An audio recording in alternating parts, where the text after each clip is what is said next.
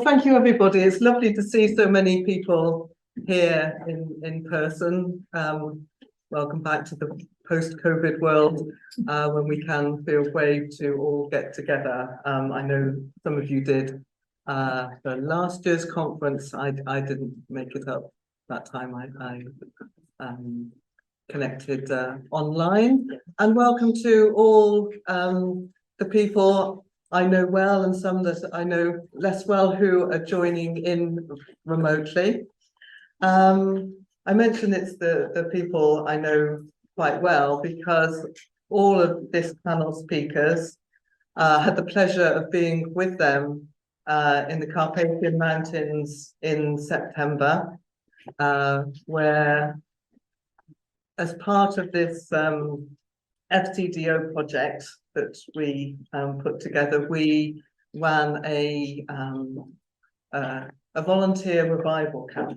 Now, Max, who is our last speaker today, and we're so pleased that he could actually be here in person. When did you arrive in England?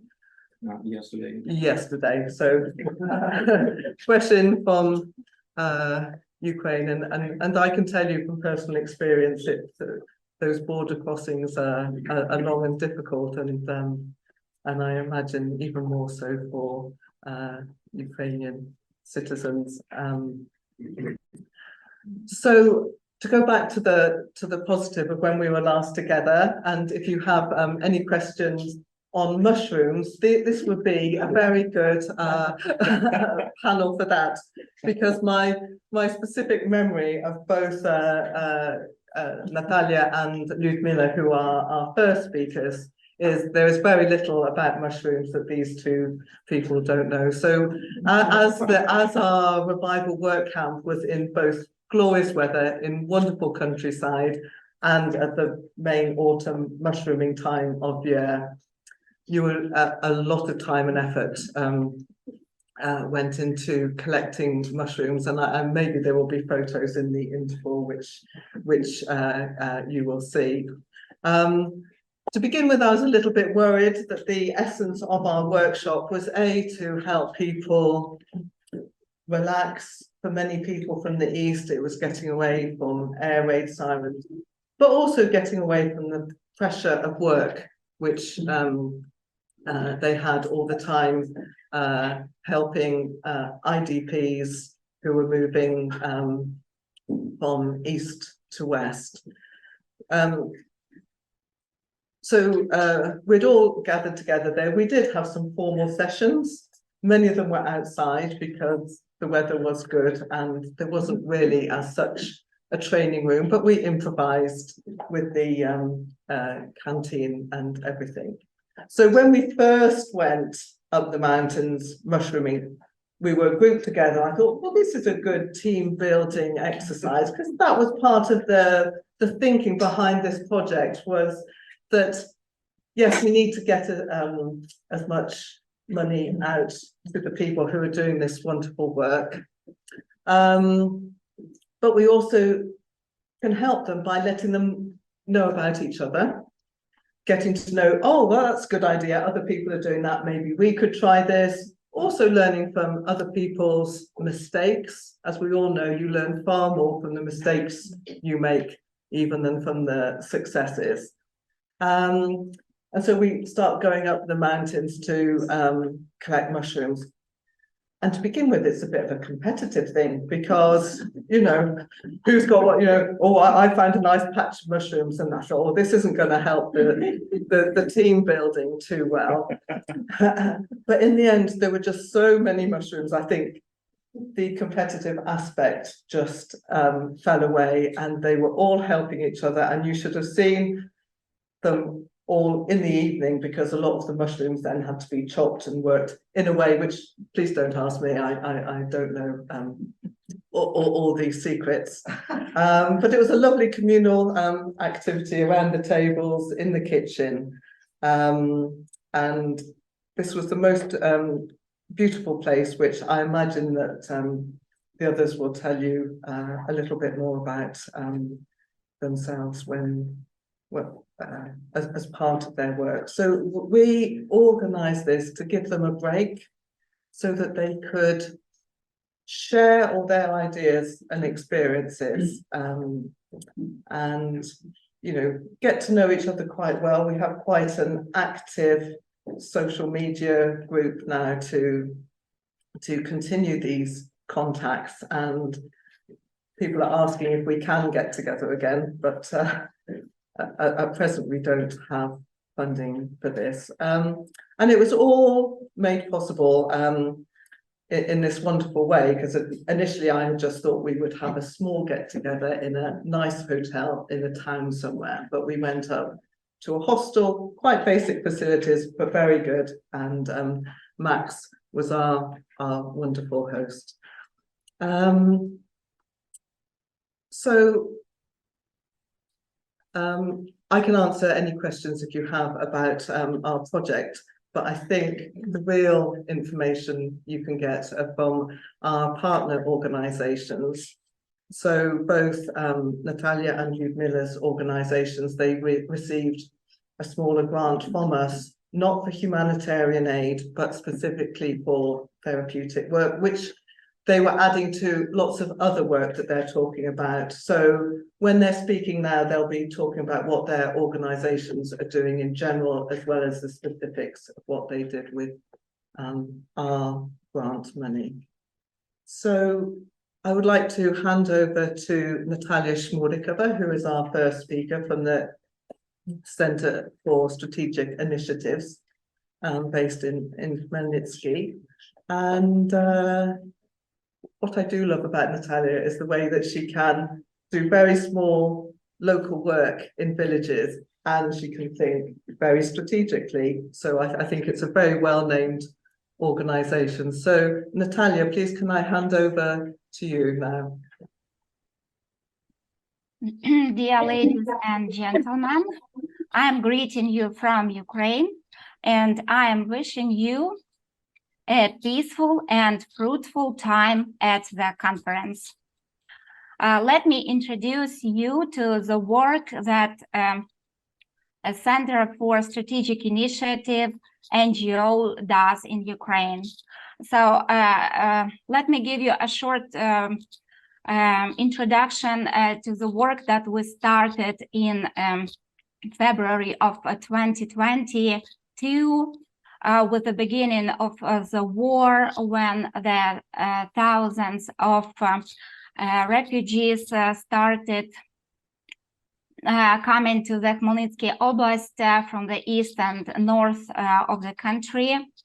And our NGO decided to focus our attention on those coming to the rural areas. Because let me say that a lot of work that the volunteers and local people were doing was a little bit sporadic, and we wanted to find a niche in this situation where we can be the most effective. And so we are thankful to the BEARR Trust for supporting our projects, and among them there was the seed project. When we made those seed boxes out of major vegetable and flower seeds like carrots, peas, beans, parsley, pumpkins, cucumbers, and so on.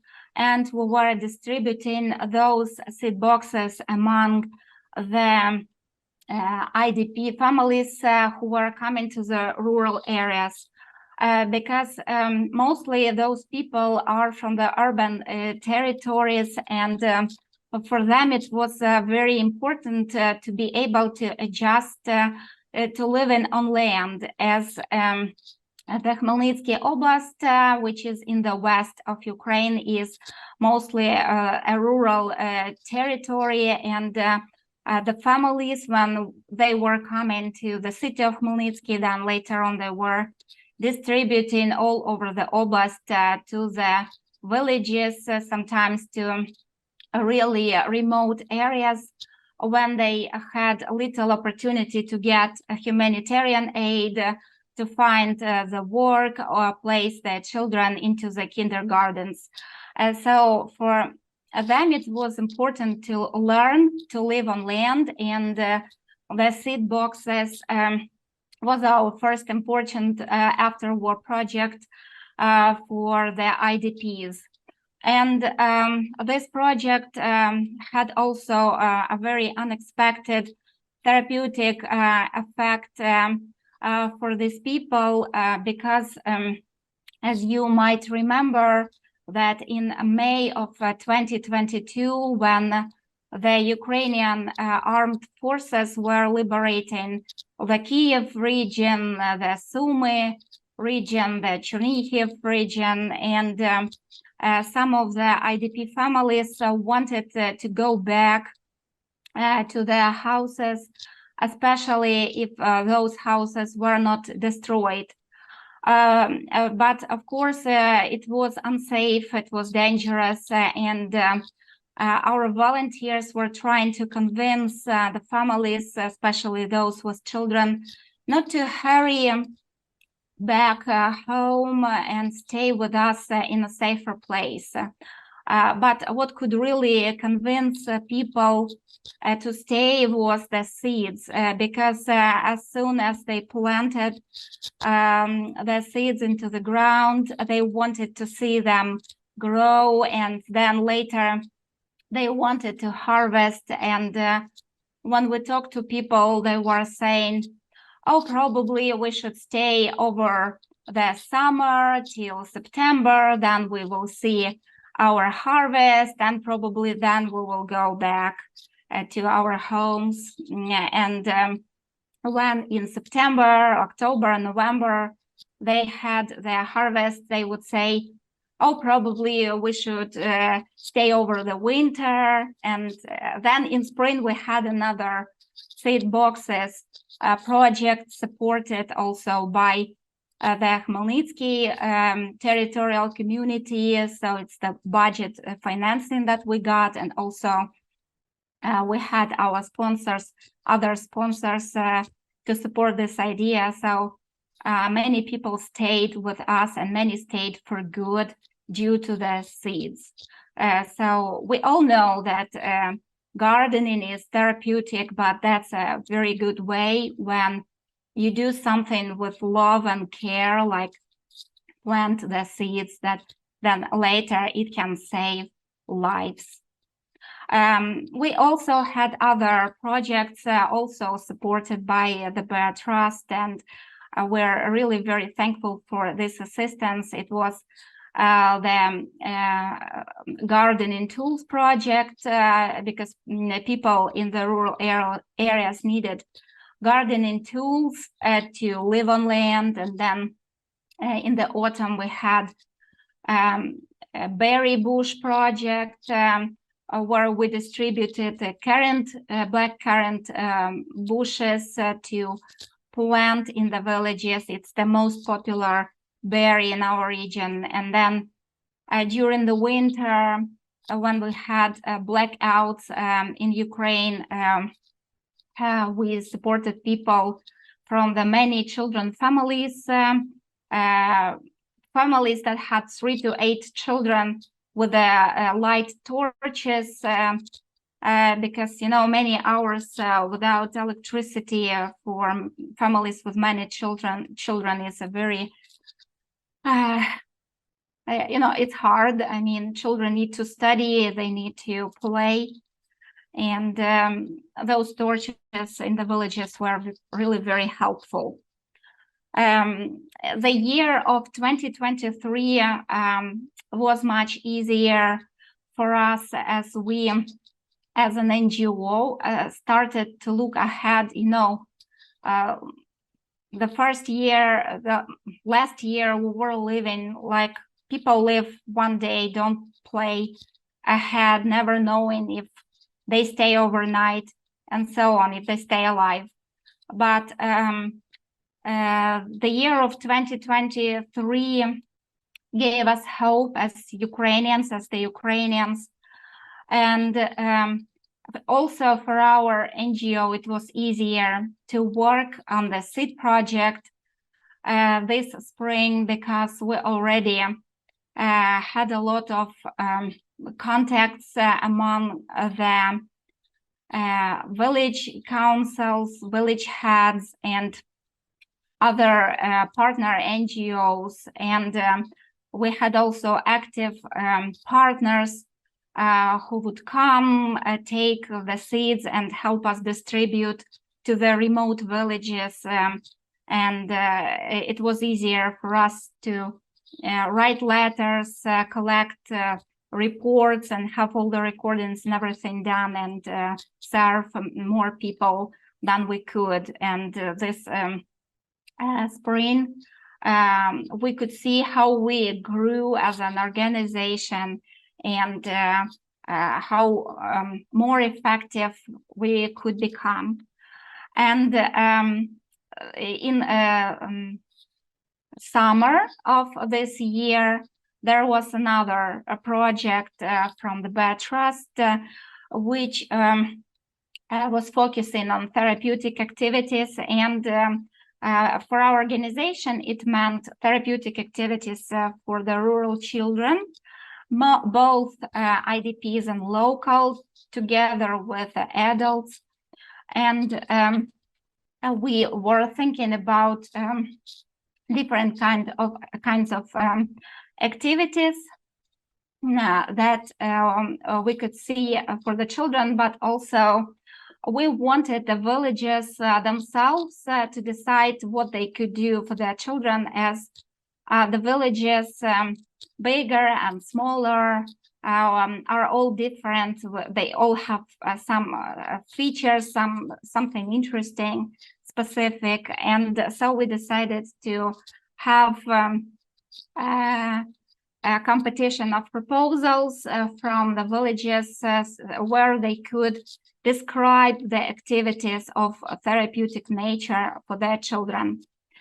And we also have our Facebook page, and we had interviews on local television, and also we wrote letters to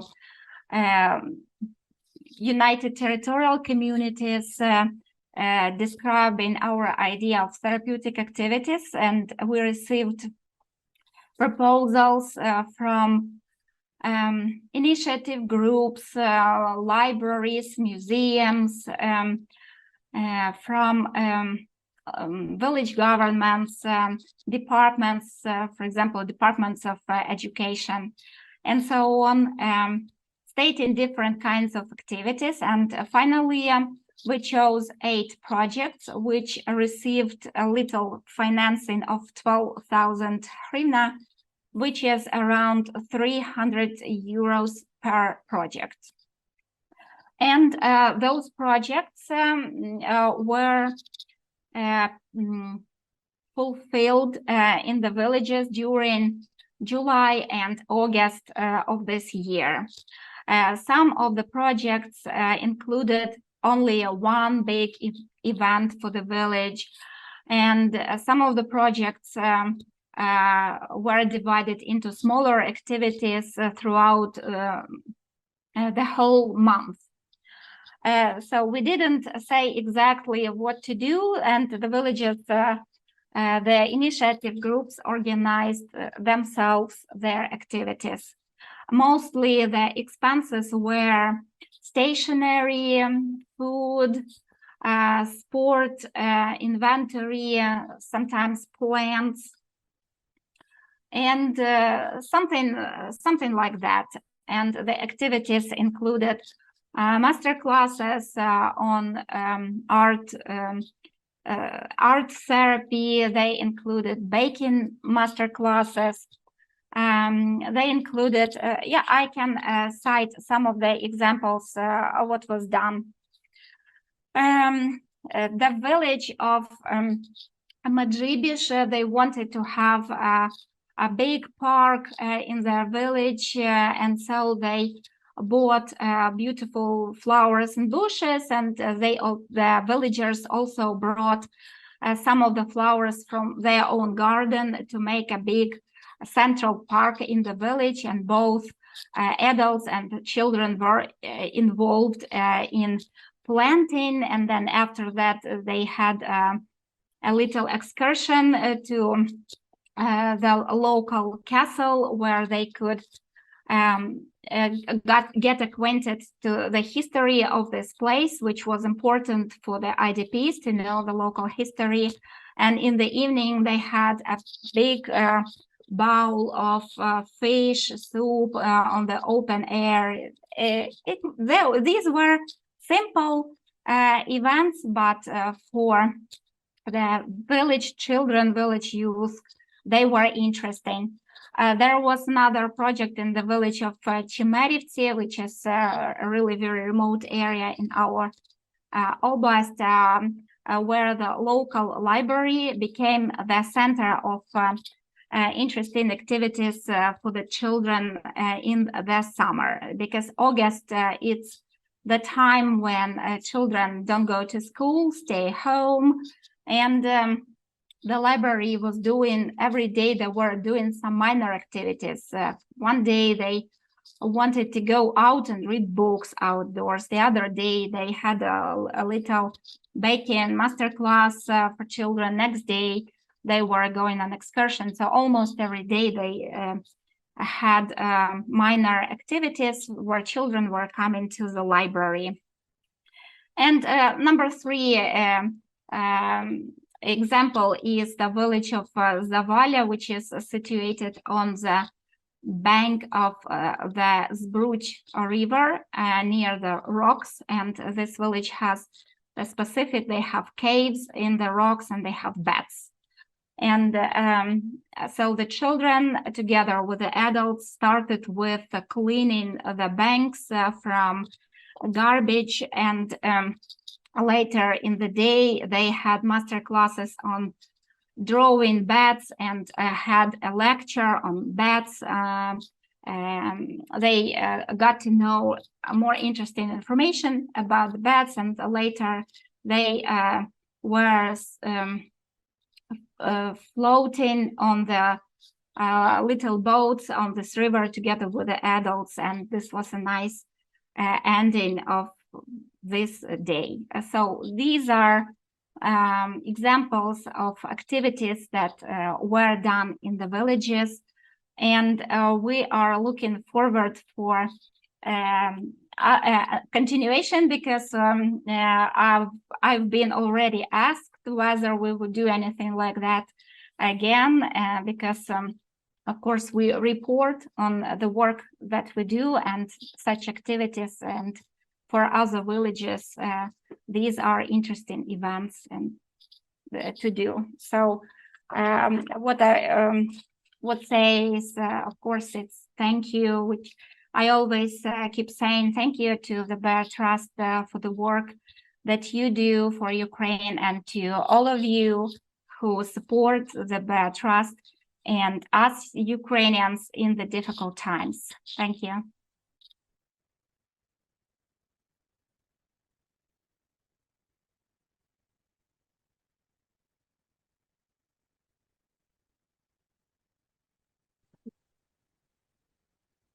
Natasha, thank you so much. It's a really good example of what BEARR has always believed in these small local initiatives. So you can see that in a village, what a difference just €300, £250 can make. And all being it's just getting the little bit of money that's needed to the right people. And isn't it just wonderful that all these local initiative groups are existing there? And thank you, Natalia, for your organization's help in reaching out to these village groups, which otherwise we wouldn't have been able to at all. You may have questions, but if we can save all the questions until after all our speakers have said their bit. So how Lyudmila and I sort of met for the first time in the Carpathians, and we had a little difficulty in communication, as my Ukrainian is still not too strong, but still we managed to discuss quite a few things amazingly. So what I would like to say about what I've understood from Dubna, which is the place where Lyudmila works, is it got a name amongst the IDPs of this is a lovely place to go to where you get a very nice warm welcome. So some people had moved out, hadn't quite known where to go, gone to other places, not been made so terribly welcome wherever it was, and many drifted back to Dubna. So now we'll have the chance through interpretation to find out a lot more about the work of Lyudmila's organization. And I think the name of the organization says a lot, Friendly Space. Yeah. So over to you, Lyudmila. Thank you. Good afternoon. A warm welcome, everyone. I greet everyone, our partners, our colleagues from non-governmental organizations. Megan, I embrace you with all my heart. I'm from the town of Dubna. Friendly Space is the name of our organization. Our team was tempered in the tough year 2022. We were providing housing for IDPs, we were feeding them, we organized catering, we created a hub for clothing and food rations. In large locations where children lived, our team organized relax rooms, play rooms. We had psychologists, psychiatrists on duty there. Some of them would come to for a couple of nights, and the others stayed on with our community. The population in our town is small, about 40,000, but people are very hardworking and very friendly. All of them got together. We welcomed our refugees. We normally refer to them as internally displaced people. We would house them, we would feed them. A lot of them have already left, but we maintain contacts with them and we stay very friendly.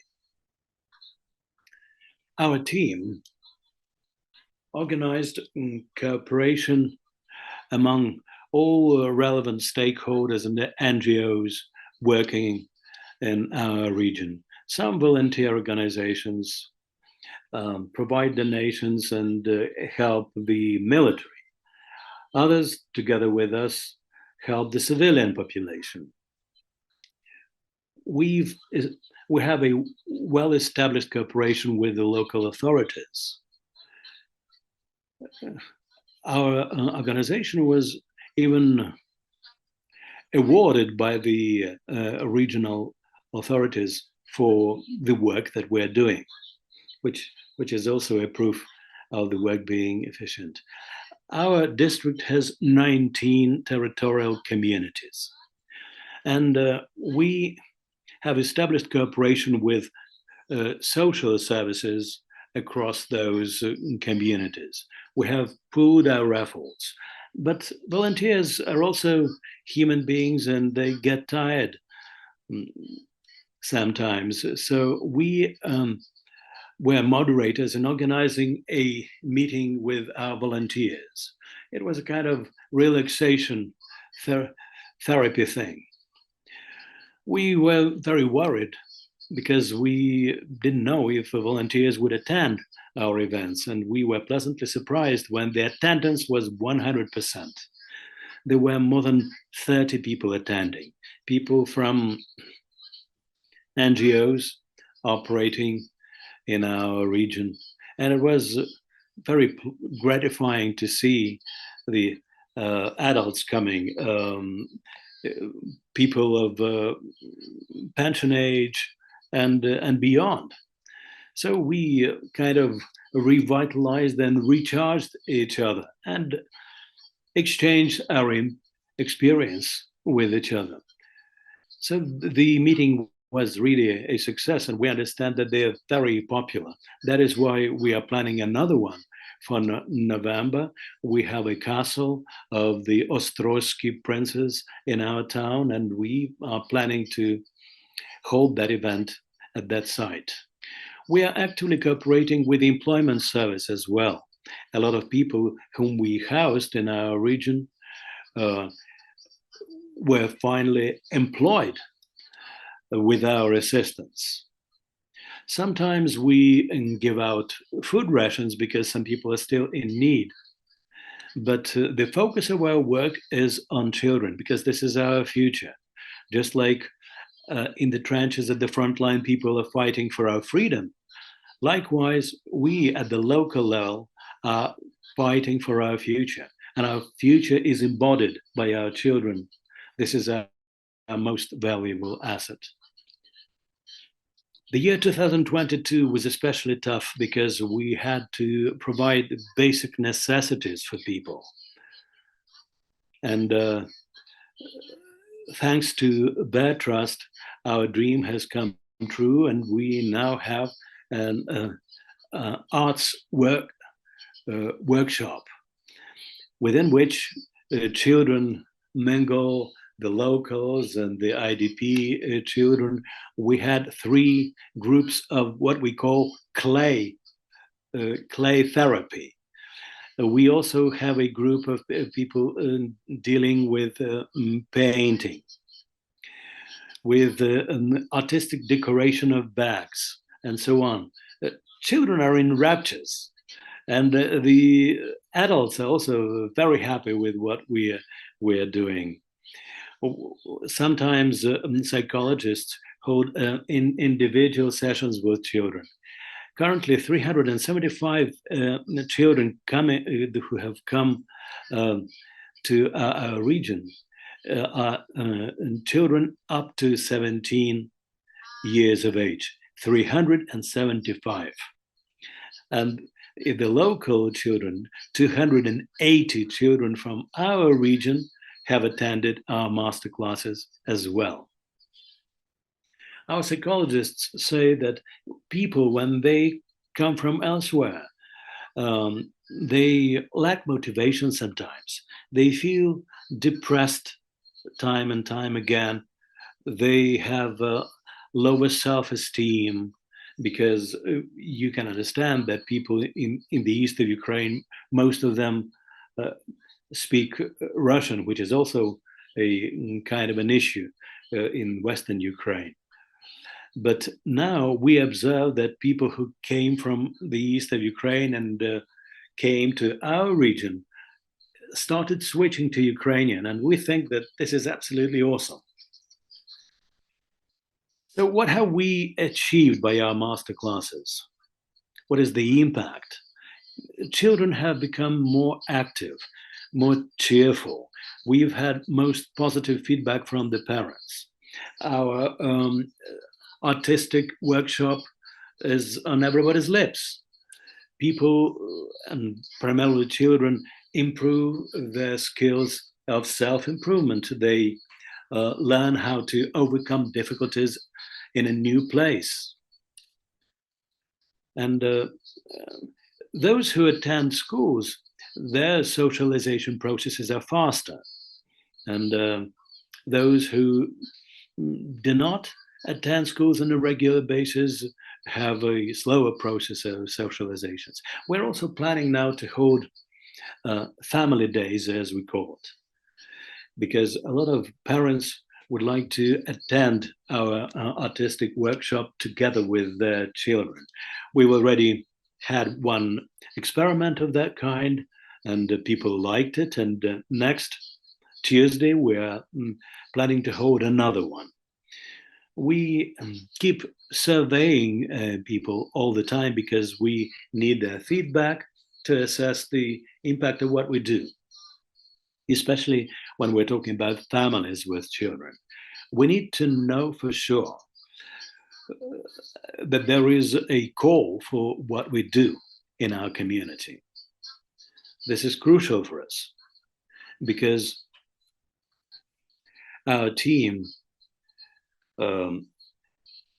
should include motivated people And for that, they should know that they do what is really needed. We're very happy that we've built such a team and that the work is going forward. We're extremely grateful to BEARR Trust. Thank you for understanding that art therapy heals people's souls. Thank you for this understanding. It is through arts that children have started to socialize better, to mingle, to connect with each other, and to have a happy leisure time.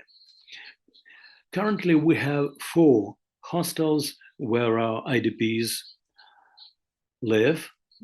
We are very flexible and mobile.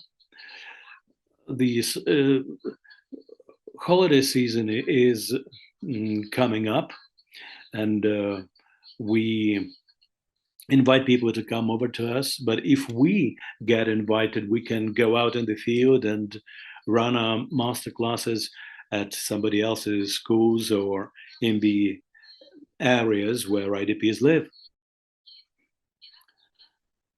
We have set ourselves a set of goals, and we are happy that we are reaching these goals. We seek to help the army and the civilians. The year 2022 was so tough that we had to provide primarily for bare necessities. But now we can go beyond that. We know that we have artistic meetings twice a week. We know that we run family days, which are attended by both adults and children. Yes, we invest our time, our energy, and our money, but all this comes back manifold to us, because this is very rewarding. We are rewarded by new information as how to go ahead. We are being awarded by being able to cooperate with organizations like BEARR Trust and other partners. We see that what we do really is heartwarming for our beneficiaries, that we open up new horizons for them. And all this attracts new resources which are necessary for our team to carry on with what we do. For us, an indicator of our efficient work is the sparkle in the eyes of the children who attend our masterclasses. When we see that their eyes are shining with happiness, this is very rewarding for us. And the attendance of our art groups is 100%, which also is a good proof for the fact that what we do is liked. We very much love these artistic lessons. We enjoy what we do, and we try to share it with the children. There are people who have left our region, and some of them are living abroad now, but they communicate with us, and they have very warm memories of our artistic events. And for us, this is really a good indicator of what we do, that what we do is useful. Thank you very much for your attention, and I cordially thank BEARR Trust for your assistance. We stand ready to work on. We are here to stay because we'll love it. Thank you.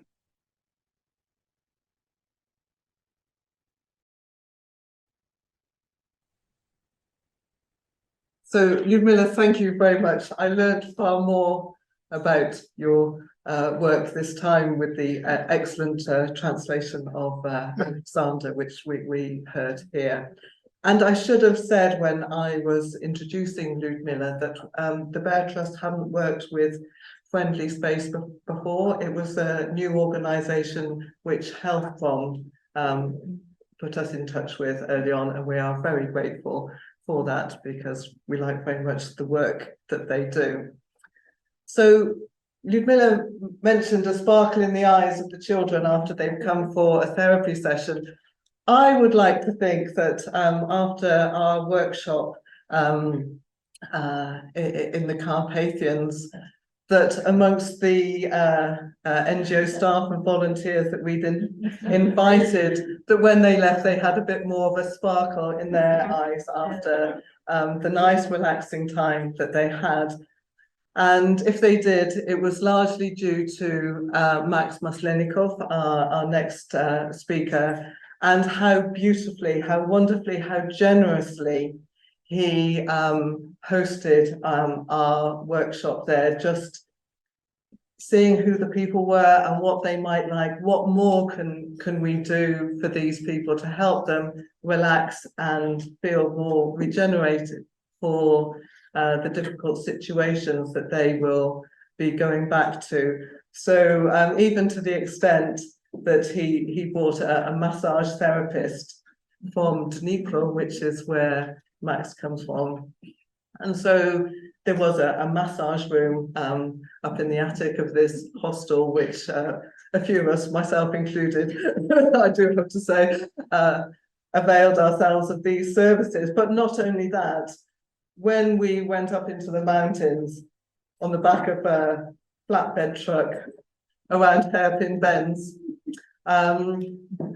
we took the massage table with us and then set it up somewhere underneath the trees, and if you can imagine. So that was just one of the added little extra ideas, thanks to Max, that brought a great deal of pleasure to many of the people who were on our workshop. So it is my great pleasure. I didn't think he was actually going to be here, so I'm so pleased that Max has made it here in person to tell you, yes, I hope a little bit about our workshop in Bystrica, but also about all the other work that he has been doing. I know that you've been in and out of Kherson after the dam went, doing sort of rescue work there.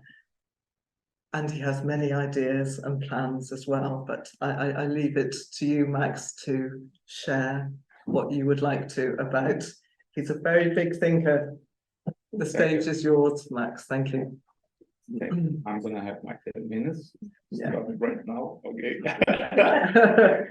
It was actually a big pleasure to host your group, and thank you for this big ticket and for this trust.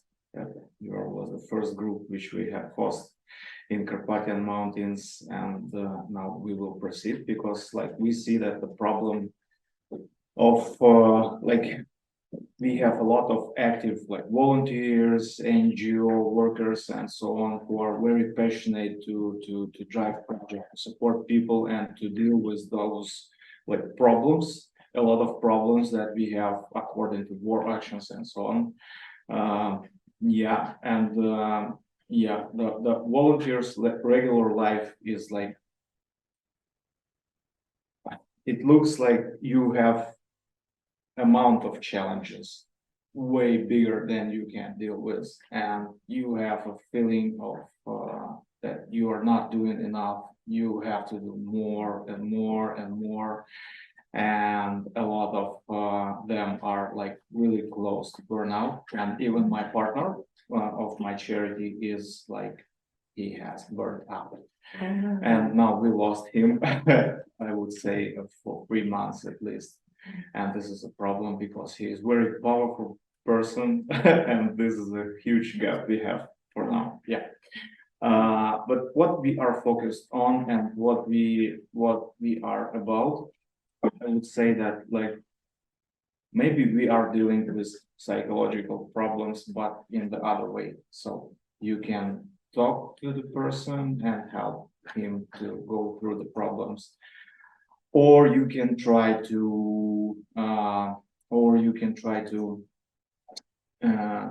move the problem which is person has. So we are the ones who try to move the problem. So since the full-scale invasion was started, so our first action was to create places to host people, temporary housing. The very first one was for 40 people, the second was for 250 people. And after that, like our our next challenge and our next step. So we had two roads how to proceed, and to open new shelters or to create the unity of like active people who are having these shelters, and to help them to advance these facilities and to make them more comfortable for people. And we moved this way. So we created a unity of shelters. We created this group of these active people, and we helped them with reconstructions, with electronics, with food, with other support. And for now, our group is only in Dnipro. Our group is host more than 3,000 of people. It's like every day we help them with everything. It's like legal support, food, jobs, I don't know, education, and so on. After 5 months of all of these actions, we saw that like we have a trend that it will be for long, and this temporary housing is so it's not guaranteed, you know. So what kind of facilities did we have? Is like, okay, we have a local business guy who said, okay, I have a facility, you can use that as much as you want to, but as much as you want to means like a year or two, because after it will be like I will need that. So the facilities is not guaranteed. The people who are driving these activities are not, you know, professional grant raisers, fundraisers. So they use like the money of surrounded people, or like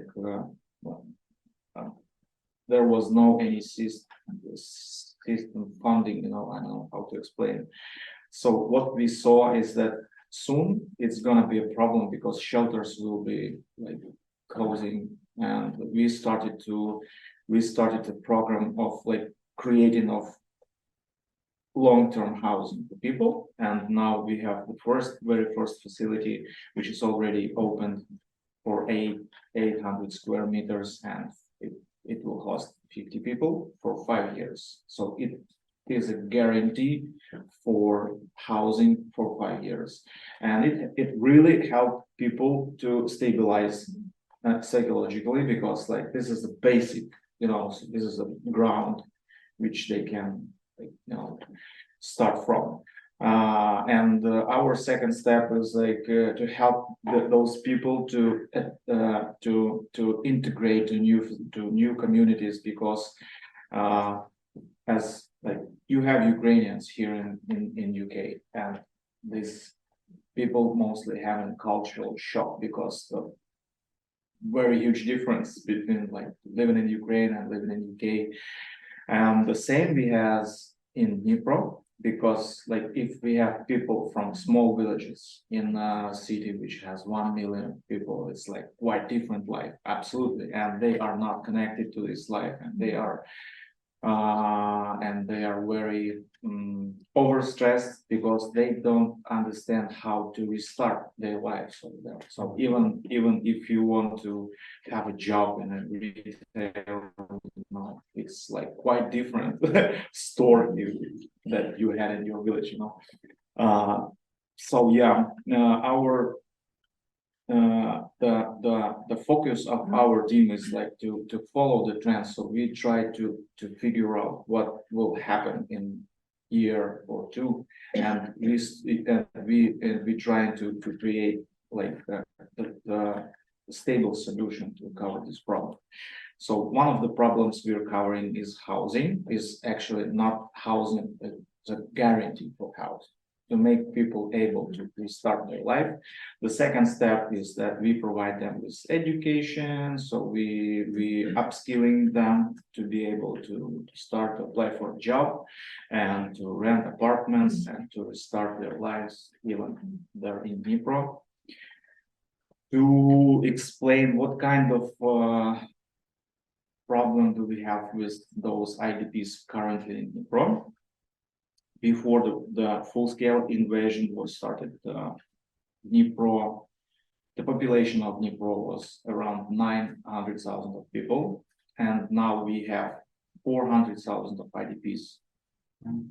So you can imagine. Yeah, and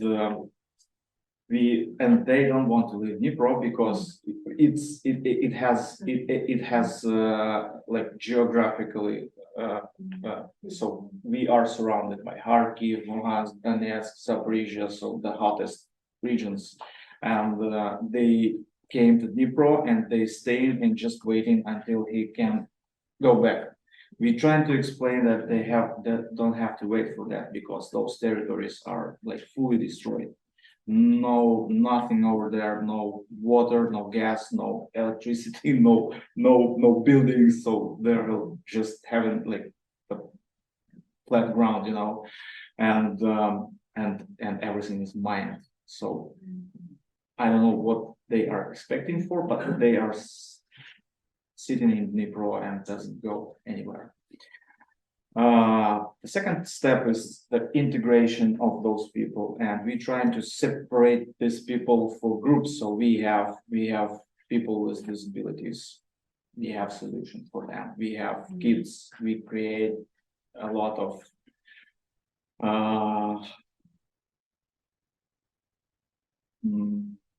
help me.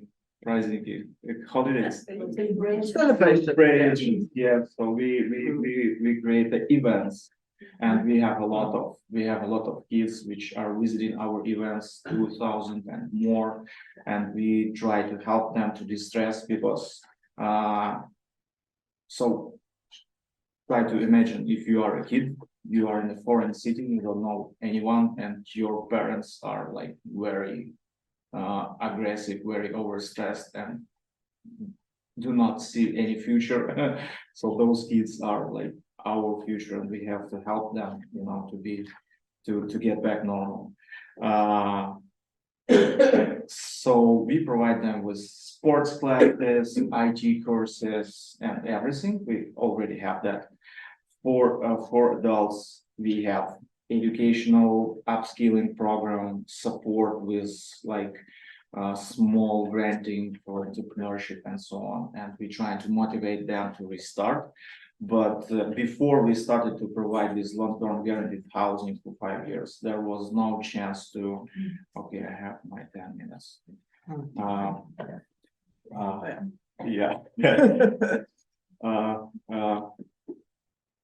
So we try to see the problem, and we starting our journey right from the front line. So we visiting these territories, we speak with the people, we explain what are the facilities waiting for them. We bring that people to safer zones, and after that we starting this reintegration process. So that's what we are doing, and we hope to like scale our social effect. And yeah, we are absolutely fantastically grateful to BEARR Trust for the support you provided to us. Thank you very much.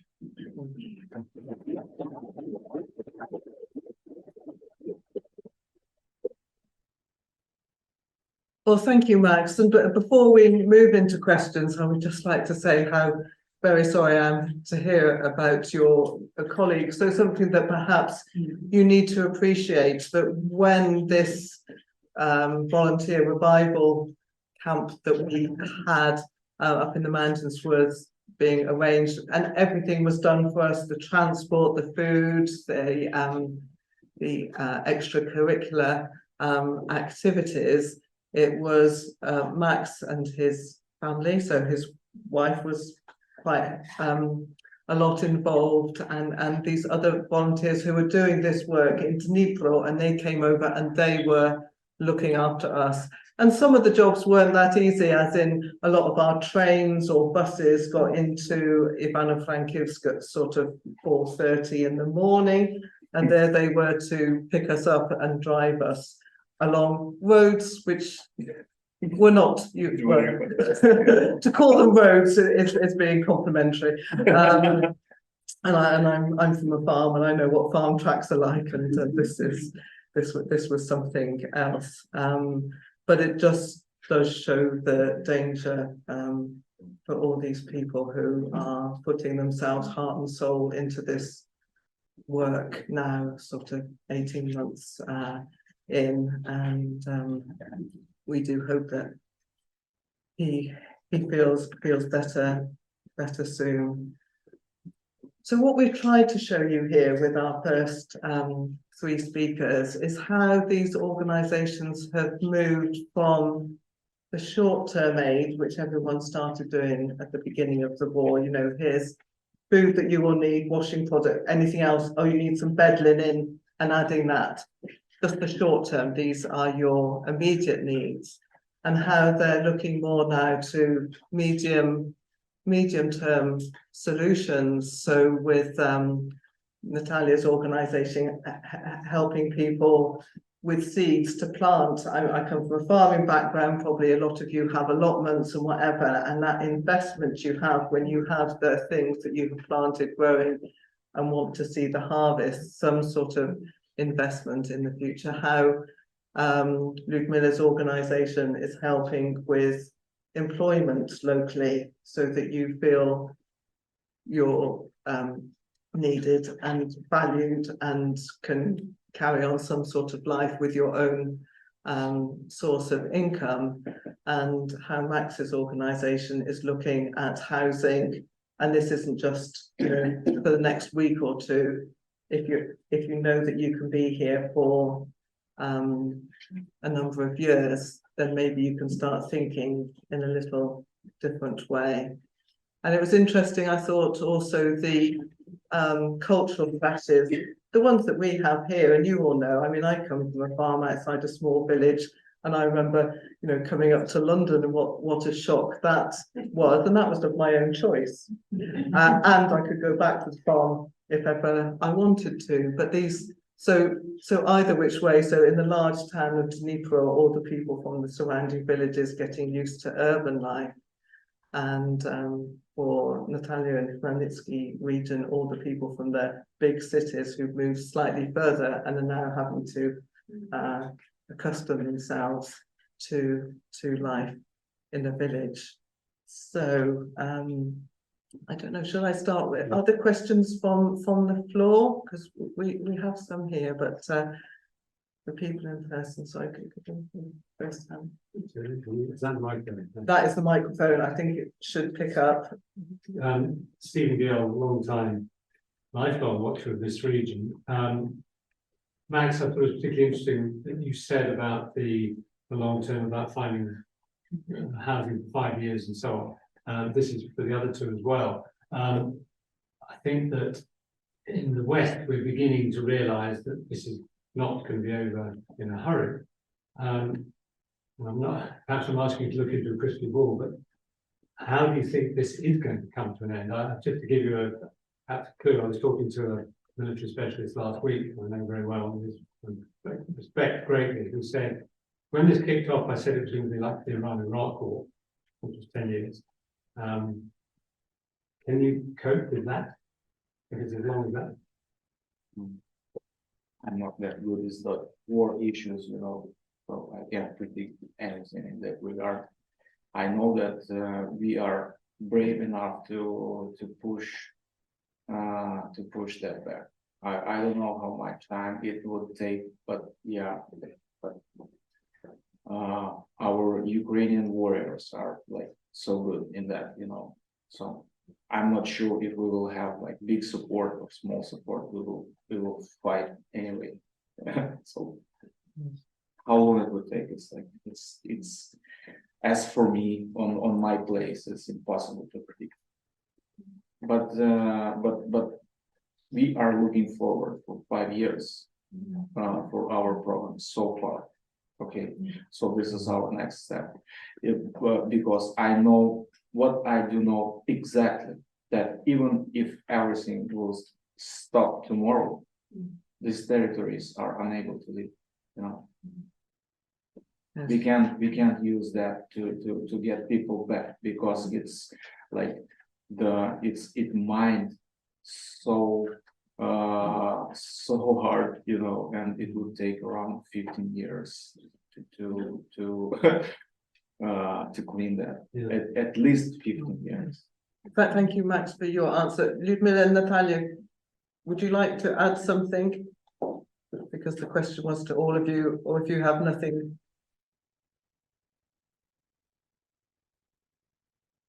But it very much might be a slightly different situation in the western part of Ukraine. Lyudmila? No, I should say that we don't know. We live one day, you know. We start trying to plan ahead, but also living in one day. So it's hard to predict how long it will take. We just do what we can to fight and survive and be as much effective, fruitful as we can. We can't stop. We can't. No, it's not. Okay, thank you very much. Sorry, Michael. Megan, can I just comment briefly on that point, drawing on a discussion I attended at the European Bank for Reconstruction and Development earlier this week. The chief economist talked about work that they had done, looking back over wars, going back 200 years, to try and assess how long it took for countries, economies, and people to recover. Even in the best circumstances, for example, a country like Japan, it took at least 15 years. So I think we have to accept, and people in Ukraine, I think, probably already realize from seeing what's happened, how long the process of reconstruction is going to take. And the other thing I want to say, is very germane to what's been said today, and indeed to what BEARR does, is that the fundamental problem is likely to be not money, but people. Not least the 8 million plus Ukrainians who are not in Ukraine at the moment, you have somehow to come back. But many things of that is. Okay. Thank you very much. I'd like to take a question that's come in on the chat to sort of alternate, and this is a question to Max, Natalia, and Lyudmila from Daryl and Hardman, saying, how do you interact with local authorities and education issues for the IDPs that you are supporting? We'll wait for that. Lyudmila, can you answer? I'm not sure.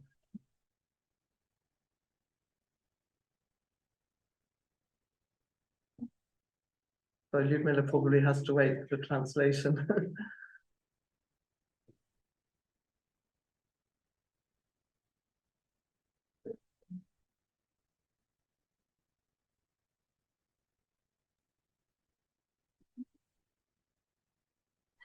На жаль, немає перекладу.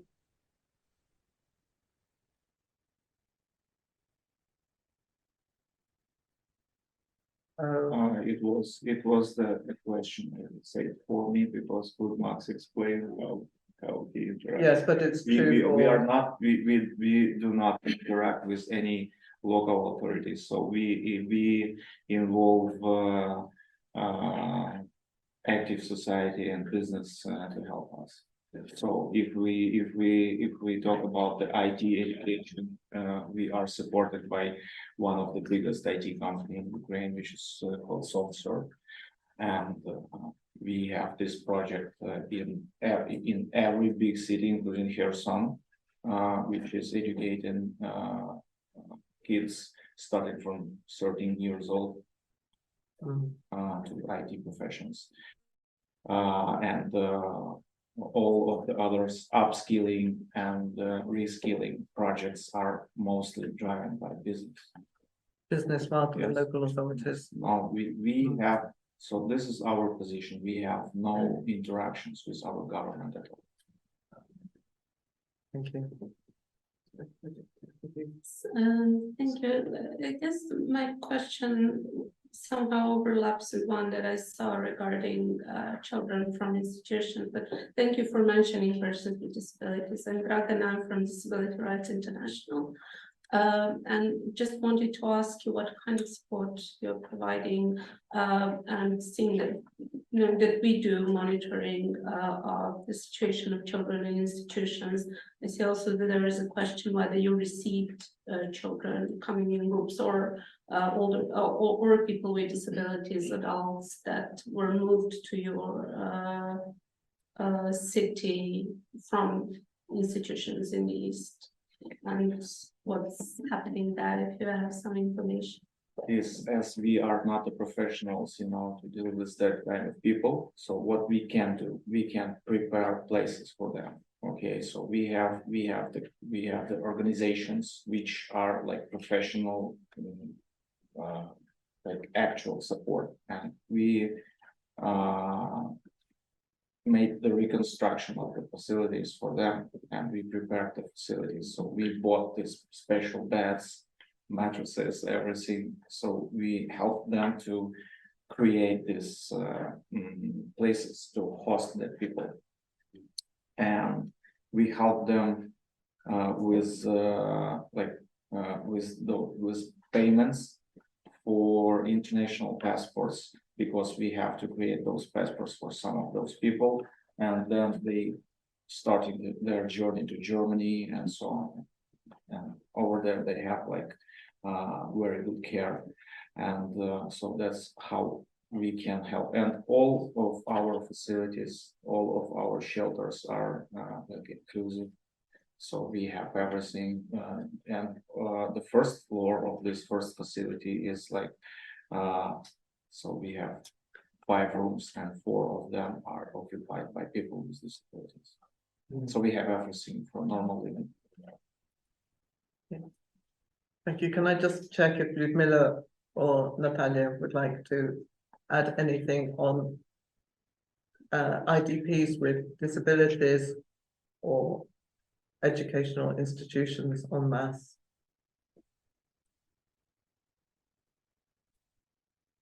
No, okay. Right, so Thank you so much. Rayman Abdulaziz from University of Sussex. You mentioned, Max, thank you so much. It's wonderful to hear about the work that you're doing. And can you say a bit more why you're not collaborating with any local or national government organizations? I think you have an answer. No, I would not explain. We don't want to do that. I guess it's Because complicated. we want to be like, so we are now a part of rising like third sector, you know, and we want to be like separated, because we see that we have to create a parallel system, because our current system is not very well. Okay. I guess there is an ambivalence. Sorry, Maureen, you had your. Yes, it's really very moving and special to hear these really beautiful stories of what you are doing to hold up hope and really support people. So that is wonderful. I have a couple of kind of questions or points. I mean, one is I wonder how widespread organizations like yours are across Ukraine. I mean, I know many special people in Ukraine. But I'm interested in whether you're managing to inspire other groups beyond which BEARR cannot reach, and whether BEARR might even have a role in helping you to bring some of the inspirational ideas to other NGOs and small, you know, civil society organizations, because it would be very good to amplify what you're doing. So that's one thought. And then the second one is that it seems to me that I really love the title of your project, Moving from Therapy to Cohesion, because it seems to me that therapy is a sort of like pathologizing idea, not necessarily, but that really what is needed is, you know, people are carrying huge loss and grief and, you know, mental health, depression, and community efforts like gardening, like planting seeds for the future, efforts to bring hope are really good for communities to recover. But I'm just wondering whether there are any initiatives which are using art, where communities are coming together to create small memorials or to bring some kind of memorializing or an effort to bear witness to what you are all going through, which has some permanence, maybe not complete permanence, maybe not spend much money on it, but some of the murals in Kyiv are fantastic, and just these. I wonder if that would be a helpful thing for British organisations, or perhaps fair to consider supporting. So in Dubna, in Khmelnytsky, are there any art type projects memorializing what is going on now in any shape or form you can have? Yes, of course. Many governmental and non-governmental organizations are involved in that. And also there are, how would you say, some events on the cemeteries when we bury our heroes. Also, we try to memorize, try to remember why these things happen and how expensive is the situation for us as people and as the country. But our organization specifically is doing only this type of work, so we do not in our activities pay attention to what you say. So we are concentrated on living, surviving on land for the IDPs and local people who host the IDPs. And actually our future projects that right now we're developing concern women in men's professions. Because, for a small village, when there are not so many families, there are not so many men who do the housework, work with their hands around the household, with the animals, gardening and so on. So if you take away 20, 30 hardworking men from a village, could be a catastrophe for the villagers, as some of the men, they go around to village, help the people around. And it's, how would you say, it's a necessity for us right now for the villages to concentrate, to teach women do the men's work. And this is the idea that right now we're trying to develop. And your first question was concerned about the recognition of the work of the NGOs. Of course, we meet each other at some local events, and we communicate through internet, because we all report about the work which is done. And last year, people from all over the country called us for the seeds, and when we were able to arrange more funds to buy more seed boxes, so we were sending it everywhere. But of course, our first priority was the Khmelnytsky Oblast. Our second priority was everybody else who needed the seeds. Well, thank you. I think that's a good note to finish on. There are, and I apologize for questions I haven't taken from the floor here, and there are some in the chat, but we do need to give you a chance for a short break before our second panel. So thank you very much to all our three speakers.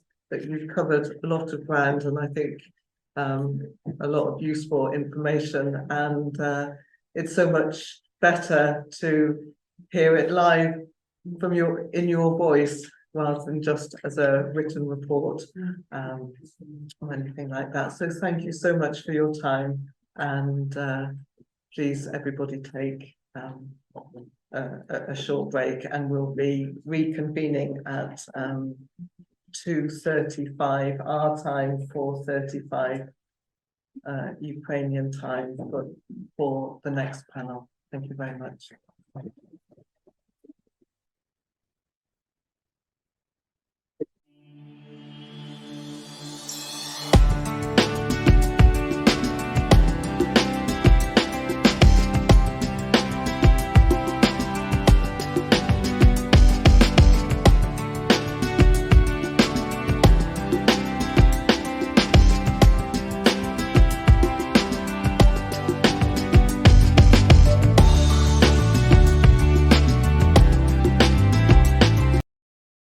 Hey, dear colleagues, welcome back. A little surprise for you. The second panel is going to be moderated online by me.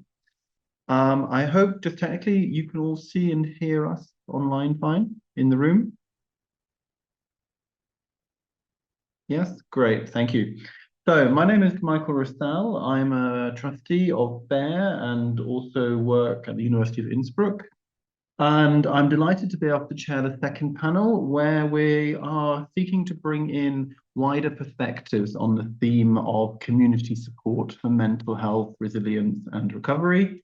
I can see online that we've got close to 40, 50 people from different parts of the virtual world and the real world, certainly from Ukraine, United Kingdom, they're from Europe, and I think there may be some North Americans in our group as well. So welcome also. Great to see you in the room. The traveling camera, the wandering camera is doing a great job of letting us hear who's asking questions and how people are responding. So we have 1 hour for this panel. We have 3 fantastic speakers, each giving quite a different but important perspective. I'll introduce each speaker just before they come on, but as a little hint of what's coming up, we will have first off Tamara Lomadze, speaking to us from Odessa. She's a trained psychologist and has worked both professionally and with community organizations to support mental health and rehabilitation. We'll then go to Raima Anna Malajlic from the University of Sussex, who is speaking to us about lessons learned from people's own experiences of mental distress in Bosnia and Herzegovina. So giving us a input and ideas coming from people who experience mental health distress themselves from in a post-conflict situation. And we'll finish with Paul Nyland from Lifeline Ukraine, which is the National Suicide Prevention Hotline in the country.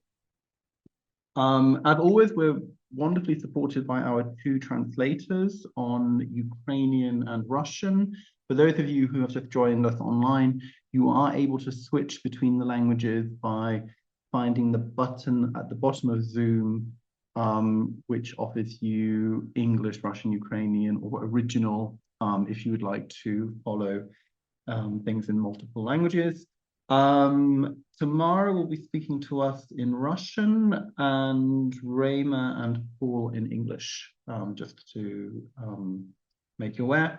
And speakers, it will be perfect if you speak for about 12 minutes. I'll have to intervene, unfortunately, if we get up to 15 minutes, so that we have some time for questions. So I'm delighted to introduce the first speaker, Tamara Lomadze, from the charity organization Povernis, or Come Back, in Odessa in southern Ukraine. This organization works with displaced families, veterans, and diverse range of people in the community, including LGBT, pensioners, single parents, and families facing social disadvantage.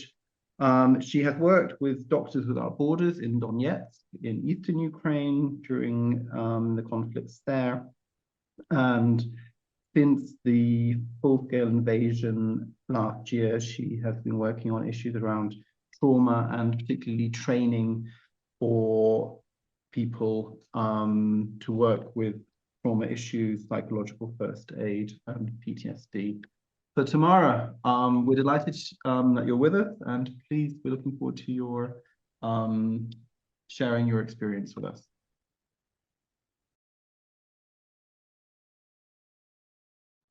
Well, good afternoon. I would like to welcome all participants of the session. I'm very pleased to join the fantastic community of professionals, and I would like to thank and express my thanks and appreciation for all of us and introduce my organization. I represent the BEARR Trust. The full name is Rehabilitation and Social Adaptation of Citizens who have become victims of war in Ukraine. We define such people as perhaps all citizens of Ukraine may have been affected by war, but there are people and there are groups of people whom war has brought to catastrophic changes in their life and mental health. The first group are IDPs, internally displaced persons, and refugees who had to flee their houses, who have lost everything that they have accumulating during lifetime. Many people have lost their loved ones when being shelled, bombarded. They have come to new places, even having nothing to change in terms of their clothes. And some 40% of these people are still living for the money that they get as refugees and IDPs. In Odessa, we have now more than 100,000 internally displaced persons. Their demographic composition is women, children, and people 60 plus age, and many of them are disabled. They have arrived to new places and they meet a number of problems. The first difficulty is difficulty to integrate into the new community, difficult ways of finding employment, housing, education for children, renovating their lost documents, etc. Psychologically, these people are traumatized to various degrees. Their psychology is unstable, and when they meet any problems or troubles, they either get depressed or become overly aggressive. I recently talked to a person in our psychiatric clinic, asking a professional whether the situation has changed with post-traumatic distress and disorder, and are there many people who ask clinical, psychological, and psychiatrist assistance. It turned out that there have been the inflow of such people 4 times compared to pre-war levels. And a great number of people we have now who have suicidal attempts and suicidal thoughts. Once again, a great number of such people are from the IDP category, from internally displaced people category. The second group are families of military or families of war veterans. They experience constant stress because they understand that their loved ones can die any moment. Many of them have already lost their loved ones. Some have seen their veterans returning as disabled people, both physically and mentally. Families of veterans find it difficult to adapt to new conditions. They are not ready to meet these new conditions. Another group are veterans themselves. As of today, we did not have this separate group of war veterans or veterans. Definition-wise, we didn't have such people. Even people who have been maimed or wounded, they have not received their demobilization package. They still keep going and working at the military-related sites and facilities. They're not at the front line, but they're still doing the war-related business. Very often, when they left for the army, they were fully capable and capacitated. Now they are disabled. they have it very difficult to contact civil people. It is difficult for them to switch from the wartime regime to peaceful time regime. Many of those who have come back from the front lines started to abuse psychotropic substances and alcohol in order to relax. They find it difficult to adjust to more or less peaceful time. They get aggressive and overly aggressive, and they very often have suicidal intentions. There is yet another category of people who may include any of the above mentioned groups. It is LGBT plus and HIV AIDS group category people.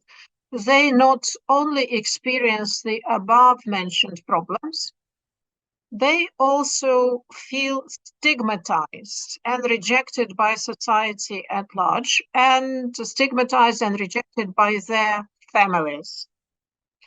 There is another big group or category which was not in the spotlights of social services or public attention. These are single parents, single fathers or mothers, families with many children, and disabled persons, including disabled kids and older people 70 plus. With the start of war, any attention dispersed earlier by social groups and state to them has decreased dramatically, and many of them are below the poverty line.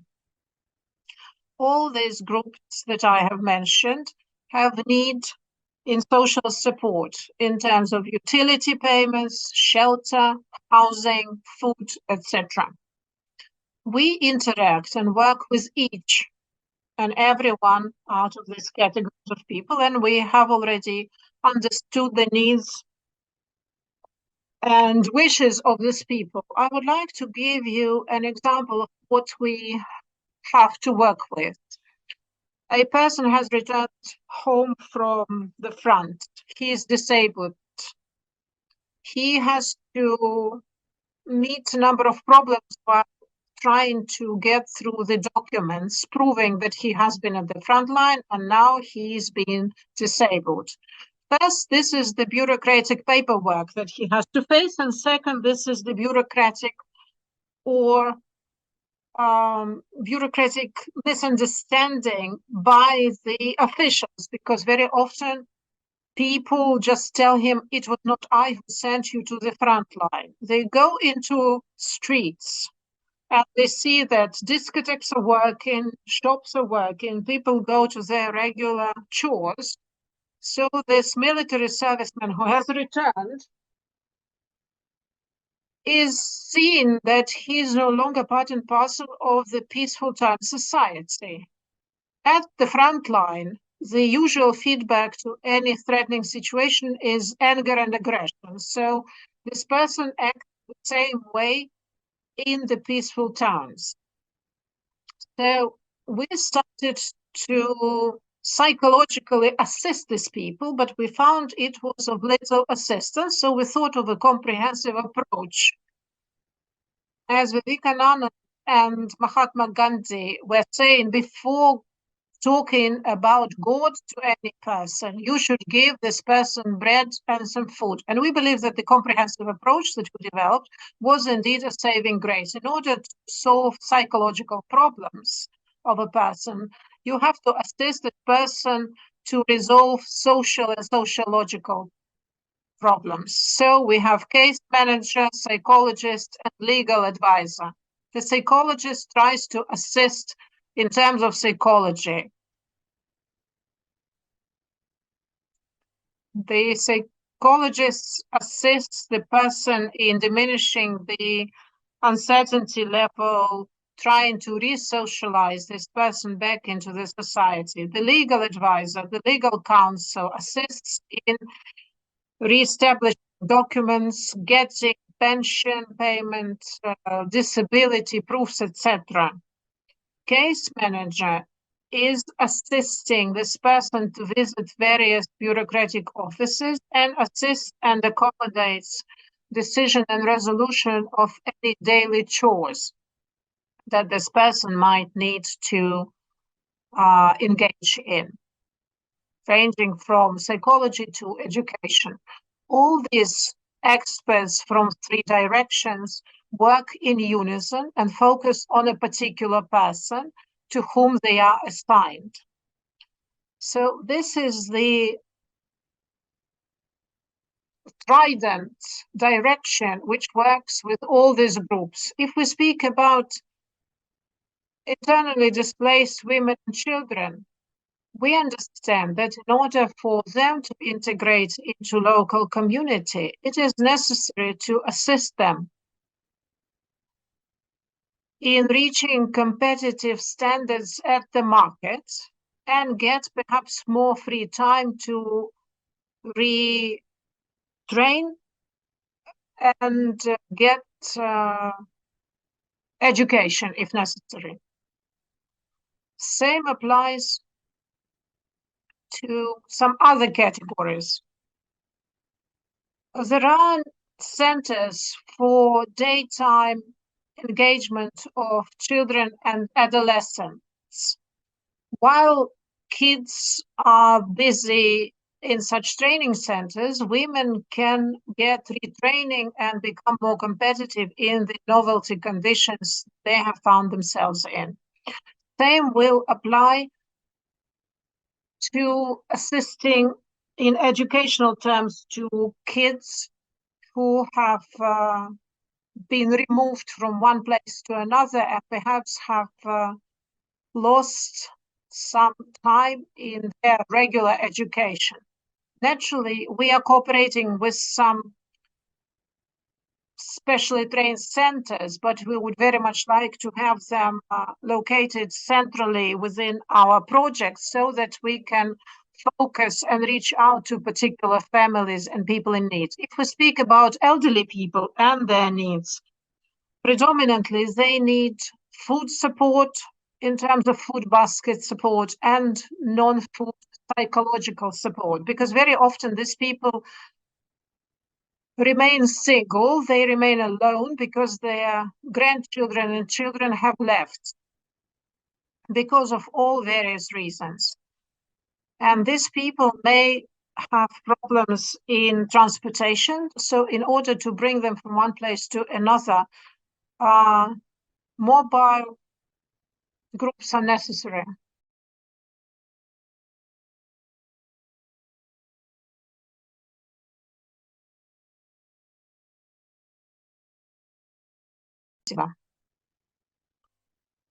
Just half a second. There are kids as a special focus group, targeted group. Children need also to get listened to get supported, to be assisted in overcoming fears, age triggered and what triggered. They need safe environment, safe adults. There are programs to train adults to interact with their children, so there is no violence communication. And all practices of ours show that kids overcome their problems and fears much better, and they often trigger positive changes in families. And we know that the better is the family faring, the better the whole society is faring. And our center does have very highly motivated professionals standing ready to resolve these problems, but we need resources to implement it all. Thank you very much for your attention.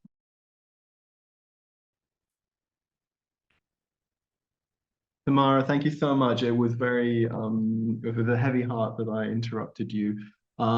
You've clearly emphasized some very key messages about the importance of holistic support, about the difficulties of working with groups of people who have already been facing stigma and deprivation, and particularly in the context of the withdrawal of social support in Ukraine. I think we'll probably find very good connections between what you've been saying and the next 2 speakers in the panel. On that note, I'm delighted to introduce my colleague, Rema Anna Maglalelic. I apologize, Rema, for my pronunciation. Rhea is a reader in social work at the University of Sussex. And the reason that we've invited her, and we're very happy that she agreed to speak to us, is that she's one of the foremost specialists on social and community approaches to mental health in Southeastern Europe. She's been a practitioner, a professional, and a researcher focusing on the reform of mental health systems and social care services in Bosnia-Herzegovina. Worked there for decades and researched most recently, led a study produced in collaboration with people facing mental distress during and after the conflict in Bosnia and Herzegovina. And the research reports indicate people's own understandings of their distress and the support that they find most useful. We do have, Rhea has very kindly shared a policy brief with us on the findings of the study that we will send out to all conference participants, to which also give some ideas about, some messages about what may be useful to bear in mind as Ukraine experiences the conflict at the moment and moves into a post-conflict situation. So Rhea, you're extremely welcome. It's a pleasure that you, and a delight that you joined us. And equally 12 to 15 minutes. Yes. It's very difficult to keep any Slavs, I think, to particular time limits. We are much more verbose people, and but we are doing our best, I think, and have done so far. It's really lovely to talk to you, and a lot of what has been talked about echoes a lot of experiences that I've had in former Yugoslavia. So Michael is not the only person struggling to mispronounce my name. My full name is Rejmana Maglajevic. My surname is extremely Bosnian, and I'm very proud of it, but I grew up as a minority in Croatia. While the nature of the war in Ukraine is different from the one which happened in Bosnia and Herzegovina and other parts of former Yugoslavia, there are a lot of echoes in terms of what people's experiences are once they experience distress during the war, because it is, in the broader sense of the word, a very maddening experience for everyone. It's a surreal experience, and to actually feel distress is a human response to it. It's a one which we really, I think, can understand why that happens. However, the way we respond to distress can be multiple and diverse. And what I want to talk to you is some kind of a message from the future, what may happen, hopefully, if everything goes well, some 20, 30 years down the line. We do still live with those experiences, but rather than being experiences which kind of sit on top of us and that we have that constantly try to wrestle us to the ground, most of the time they're much more comfortable companions, and that memory never goes away. With every new conflict which happens, we keep thinking we thought it would never happen again, but it happens again and again and continues to. But what I do find valuable, and I value and thank BEARR Trust for this opportunity, is we rarely have a chance to hear from one conflict context what are the key lessons to another conflict context. For a range of reasons, partially there is a distrust of what we will say about our experiences and how subjective our accounts are, and whether we have a particular agenda in presenting what our experiences were, whether we take a particular side, and even accounting as to how many people die, how many people are harmed by distress and conflict. We are not trusted with our own experiences. The flip side of that is that, and usually somebody who's much more neutral and who is not that directly engaged is far more trusted to do that work, or hopefully on our behalf. But it leads then to the form of injustice. I'm a social worker by background. I've lived and worked across the region internationally and in UK, but I keep going back, and my biggest passion is people who have experienced distress during and after the war. One of the good aspects of the war is that it can trigger big changes in particular aspects of provision in relation to my work that concerns health and social care services. And what happened indeed after the war in Bosnia and Herzegovina, and I know that there are some attempts to do the similar work in Ukraine, is that long stay hospitals for people who have experienced mental health problems were some were in existence, but some were bombed, and they were replaced by community-based mental health centers in primary healthcare settings. And I know that WHO has started already similar work in Ukraine, even before the conflict started, trying to kind of initiate that transformation of services. Much like it happened in UK after World War I hope that the shock and horror of what services are on offer is going to be similar to that of general population in Ukraine, and that support for community-based support will be there. Beyond civil society initiatives, which are hugely valuable in that immediate time of war, it is also important to think, and it's great to hear how much long-term planning happens already, to think who is going to do that support work in the long term. And it was really, I can only echo what Tatiana mentioned, people do need to talk to someone, but they also need very practical support. Now, I was involved in the reform of services, but I also supported the development of so-called citizen associations, specifically focused on people who experienced war distress. But when I spoke to people and did research on the community mental health center reforms, I would usually talk to people not about what their experiences are and what they find valuable, but I would talk about the center. So do you like the center? Do you like what they do, right? What can they do different? But it's a must that the center is there. And then many years later, because it takes me, I'm a slow learner, I then thought I would actually, why am I not talking to people about what their experiences are? And considering that I have stayed in touch and still collaborate with a lot of survivor organizations in Bosnia and Herzegovina, I then contacted them and we co-produced a study on people's own experiences of what helps them if they experience distress. So I'm here to kind of tell you a bit more about that. We did the study across, initially a pilot was in Sarajevo, in the capital city, and in Tuzla, which are the two locations where some survivor-run initiatives still exist. We jointly developed a methodology, and some first 20 interviews took place. And in the second part of the study, we went to 6 further locations, and we now have spoken in total to about 50 people from across the country, including all 3 major ethnic groups, and also Roma, people from the LGBTQ+ community, and people who have either themselves additional physical health needs or have family members who have additional health needs. About what works for them, what happened to them, what support they might find most helpful, and what they would prefer not to experience going forward, and what their hopes and futures are.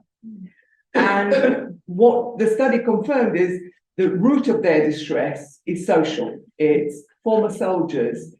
For women, there are also elements of gender-based violence that happened, and it's happening again, unfortunately, in Ukraine, either experienced during the war or after the war within their community or indeed their families. And the injustice of post-war lives, because a lot of nepotism, discrimination, and daily struggle of life doesn't stop with the war. It doesn't always immediately build a better future. And people really struggle with that and appropriately get angry and upset about what they experience. What did work for them is they like community mental health centers, and they function far better than if you were seeking mental health support in UK. You can go down the road and almost on the spot schedule a meeting with your psychiatrist, who is friendly, who won't have a white coat. They might give you pills, and you might like the pills, but they will actually sit down and have a coffee with you. They will talk to you about how you are, and you are able to do that regularly. Centers also serve as meeting points for peer groups and peer support. And the second key aspect of support, which I think is a crucial message also for BEARR Trust, is to support initiatives which are run by people who have experienced distress themselves. So those community-based organizations where people can share experiences and learn from each other, people who have had similar experiences, they're important. Thirdly, and that was also already mentioned, practical support. And I understand you, I think all Slavs are born with a folder where your paperwork starts accruing from the moment you're born, and it kind of keeps growing. That you constantly have to have paperwork to prove you exist, to prove that you have been a soldier, to prove that you have been disabled and that there will be a category of disability that you have. And all those experiences are very degrading to really difficult experiences that people have had. But support with navigating that, to know what your entitlements are, is vital. People also don't like, surprise, surprise, they don't like coercive services. They may need to kind of have opportunities to not be in their home if they experience distress, to be supported safely if they're in a crisis, but they don't like being forced into receiving what's supposed to be supporting them. They prefer to be with, to have agency and to have a say about their lives and to be treated with dignity and respect.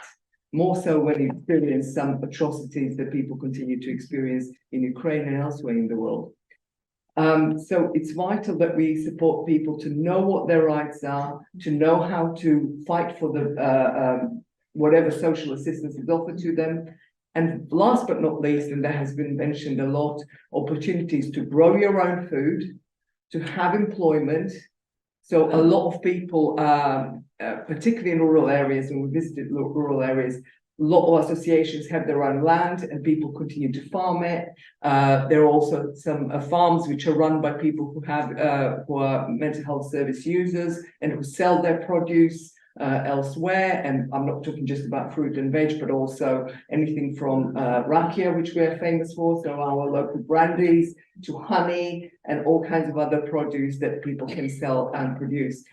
Somebody asked, I think, about art therapy. There is also that important role both within community mental health centers and in peer initiatives.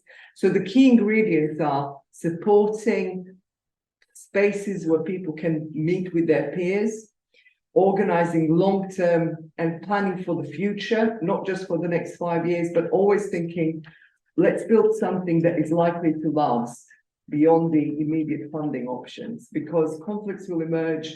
Some attention and the funding may go elsewhere, but people still want to live their lives and continue to live in their country. Opportunities for income, opportunities to learn about their rights and support to have their rights respected. Those are the crucial ingredients when we're talking about small-scale community initiatives. And I shall stop there. Wonderful. Thank you so much, Rhea, also for highlighting our pan-Slavic nature of the conference now. So that was fantastic, and I think especially the message around supporting the voice of people themselves. So I think we do sometimes forget that in the NGO world, that we think we have the answers, and these collaborations that come about and putting people in the center of developing support and influencing support is very, very interesting. And you've highlighted, and I think it chimed very well with everything we heard from speakers about the multiple nature of stresses on mental health, particularly going into a post-conflict area, around how will it play out with the economy, with employment, with personal relationships. So thank you so much. Our final speaker is joining us online. Great to see you, Paul. Paul Nyland comes to us from the organization Lifeline Ukraine. As I mentioned, is the National Suicide Prevention Hotline in Ukraine, that's now recognized as an essential part of the mental health infrastructure in the country. I'm sure you'll tell us more, Paul, but as a taster, I can say that the projects have received multiple grants from different embassies and international aid organizations, and has certainly been an expanding organization, now up to 25 staff and volunteers. So delighted to welcome you, Paul. Again, 12 to 15 minutes, please. And then we'll be able to move to questions. Those of you online are very welcome to type questions into the chat, into the Q&A function. And those of you in the room, we will try to, I will try to see if I can spot you on screen. And if not, I'm sure Janet, Megan, and Anna will help me identify the questions. So Paul, thank you. Michael, thank you very much for the introduction, and I'd like to thank everybody who's in the audience for their attention over the next within 15 minutes. I'll do my best to keep it within the schedule. And also I'd like to thank the BEARR Trust for inviting me to speak with the audience today, whether you're online or whether you're sitting there in person in the room. I have a slide presentation that I'm just going to use kind of as an aide de memoire. I'm just going to bring this up right now, and I'll be talking over this. But to introduce myself, first of all, Michael already did a part of the job. But some other background on me. Originally, I'm from Ireland. I was born in Dublin. I was raised in the UK, though. I went to school in the UK, so my accent betrays me a little bit, but I still have the superior passport. I have been based in Ukraine now for 20 years. The reason why I'm addressing you remotely, although the BEARR Trust invited me to come to the UK and address the conference in person, I said before the full-scale war started that I was not going to leave come what may. This is my home, and it's been my home for 2 decades, and I've not left Ukraine at all since the beginning of the all-out war against us, which has been difficult for a variety of reasons. As Tamara was saying earlier on, everybody in Ukraine is somehow affected by what's going on. I'll admit the thing that gets to me personally is the images of destruction that we see. And another side to my activities is that I'm also a journalist as well. I write predominantly for a newspaper in the UK called Byline Times, but as a journalist, I have to read a lot of news. And so I'm exposed to all of these images of suffering, of destruction, of the wiping out, razing to the ground of entire towns like Bakhmut and Avdiivka right now, and cities like Mariupol. Mariupol was a city of almost 500,000 people before the Russians destroyed it. The latest article that I wrote, actually I was writing it anyway, the article was about why Ukraine is not going to negotiate, and then President Zelensky did an interview with a North American outlet where he used an F-bomb in his description of Vladimir Putin, and so that became the headline for the article that I was writing anyway, that Ukraine was not going to negotiate with this effing terrorist Putin.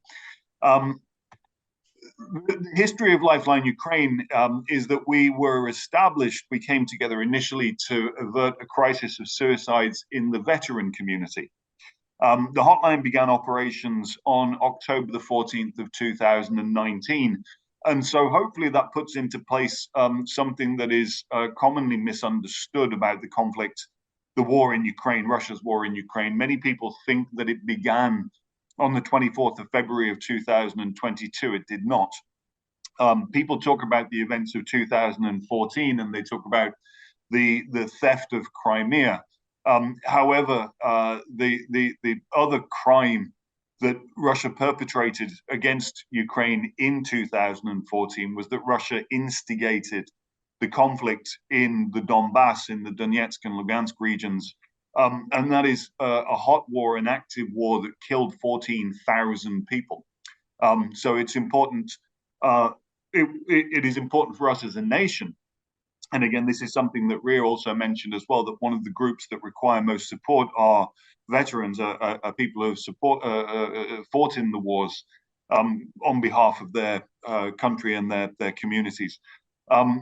We came together to support the veteran community. There were already hundreds of thousands of servicemen and women, excuse me, who had seen active duty in the Donbass since 2014. As I said, we began operations on the 14th of October 2019, and to date, Lifeline Ukraine has provided over 76,000 individual instances of support to people experiencing various kinds of emotional crisis. Not all of our work is about suicide prevention. We deal with people, we support people who are going through many different kinds of emotional and psychological difficulties. The suicidal cases, and this is in line with international norms, the Samaritans in the UK would have the same kind of statistic. The most extreme cases where there is an imminent threat of a loss of life that we're dealing with is about 15% of the total calls.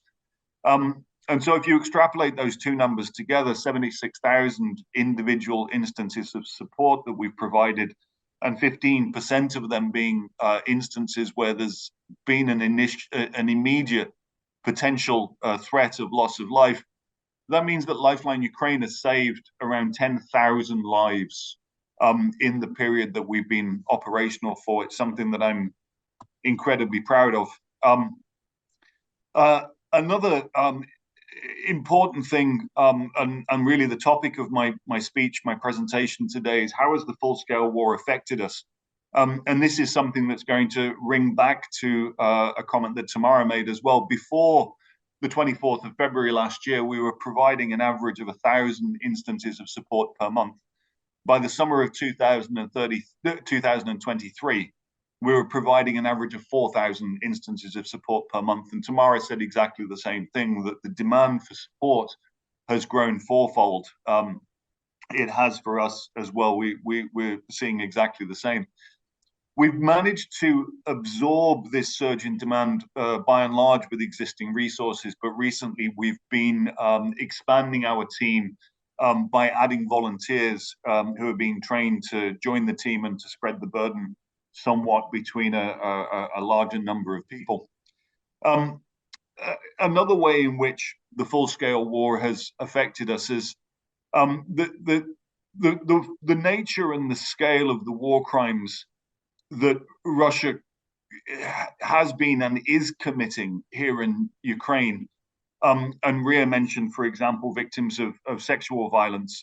That's something I'm going to come back to in a moment. But when the area to the north of Kyiv was liberated and we saw the evidence of what had been happening under Russian occupation, I was reading a book at the time by a British disaster management expert. The book is called When the Dust Settles, and it's by a lady called Lucy Stanhope. And what she does is she goes around the world on behalf of the British government after mass casualty incidents, whether they're natural disasters like earthquakes or tidal waves or things like that. And disaster management was how I began to envisage how Lifeline Ukraine needed to respond to this phase of the war and the multiple kind of crises that we were dealing with. So in the second half of 2002, Lifeline Ukraine organized training sessions in order for our team to be better equipped to help specifically people who are displaced by war. Again, something that Tamara mentioned. But, you know, Tamara described what it's like for a family to have lost everything that they built up over their lifetimes, and, you know, being torn away from your home and the material possessions that you have is one thing, being torn away from your friends, your school, your place of work and your colleagues and that kind of thing. These are all things that we needed to know how better to support people in those circumstances. But the important thing, and another important thing, is not just the individual difficulties being felt by the people who are displaced, but it's the size of the problem. We have 6 million people within Ukraine who are internally displaced, and another 4 million Ukrainians who are overseas in third countries as well that have taken up refugee status. We prepared to help those people. We also prepared to look into how women specifically are affected by the war. Maybe they're separated from their partners if they're overseas because men can't travel. Maybe they're the breadwinner in the family has been lost, and that's now something that they need to step into rather than being the homekeeper. An important training session that we took on because I read an article in the New Yorker which was titled "The Psychologists dealing with Ukrainian rape victims. And one of the lines in there was that some of these people were simply saying they did not want to live following their harrowing experiences. And so that's something that we prepared to also deal with. And we improved, we upgraded our knowledge on how to support people who are bereaved and how to support people with PTSD as well, which again, anybody in the society, anybody in Ukraine can be affected by PTSD. It's not something specific to the military or to veterans. The future of Lifeline Ukraine is that at 4 years old, we already have a lot of experience, but we're still a relatively young organization, so we've got a lot of room to grow. One of the areas that we must continue to expand our work is in raising awareness of Lifeline Ukraine. So Tamara, the people that you're dealing with, who you mentioned are potentially having suicidal tendencies, the number is 7333. It is a free phone from any of the major operators here in Ukraine, and everybody in Ukraine must know of the existence of Lifeline Ukraine. We know for a fact that our core volumes will continue to grow, and so therefore the team must continue to grow as well. And one of the other ways in which we are expanding as an organization is that we are expanding into areas such as training. With the help of a grant from the Australian Embassy here, we've been going into organizations and doing training sessions with groups of people on topics such as psychological resilience during wartime.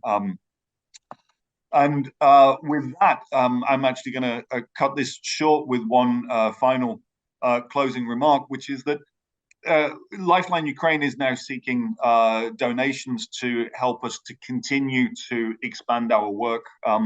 Should anybody be in a position to be able to support us, there is a Patreon crowdfunder that we put together.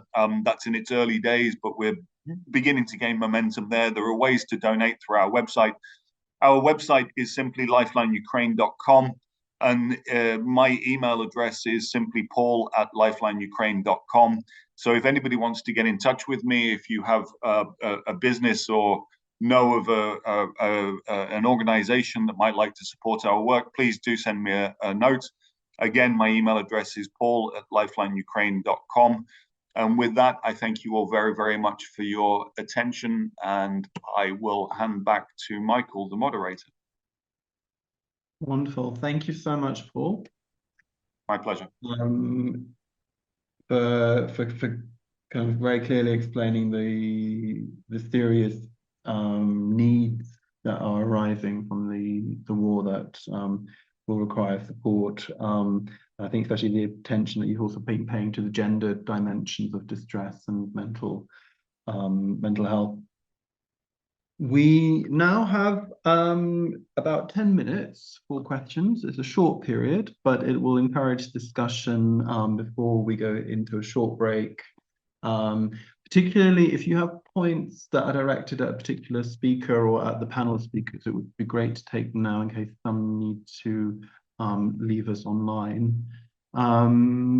I am scanning my Zoom to see if I see hands up in the room. And equally, for those of you online, please do use the question and answer function in Zoom.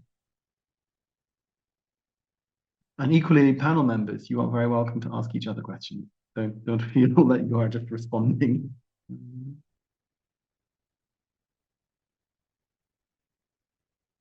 Okay, I think I see, is it in the first row, a hand up? Graham Prescott has a question. Yeah, Graham Prescott. I'll declare an interest.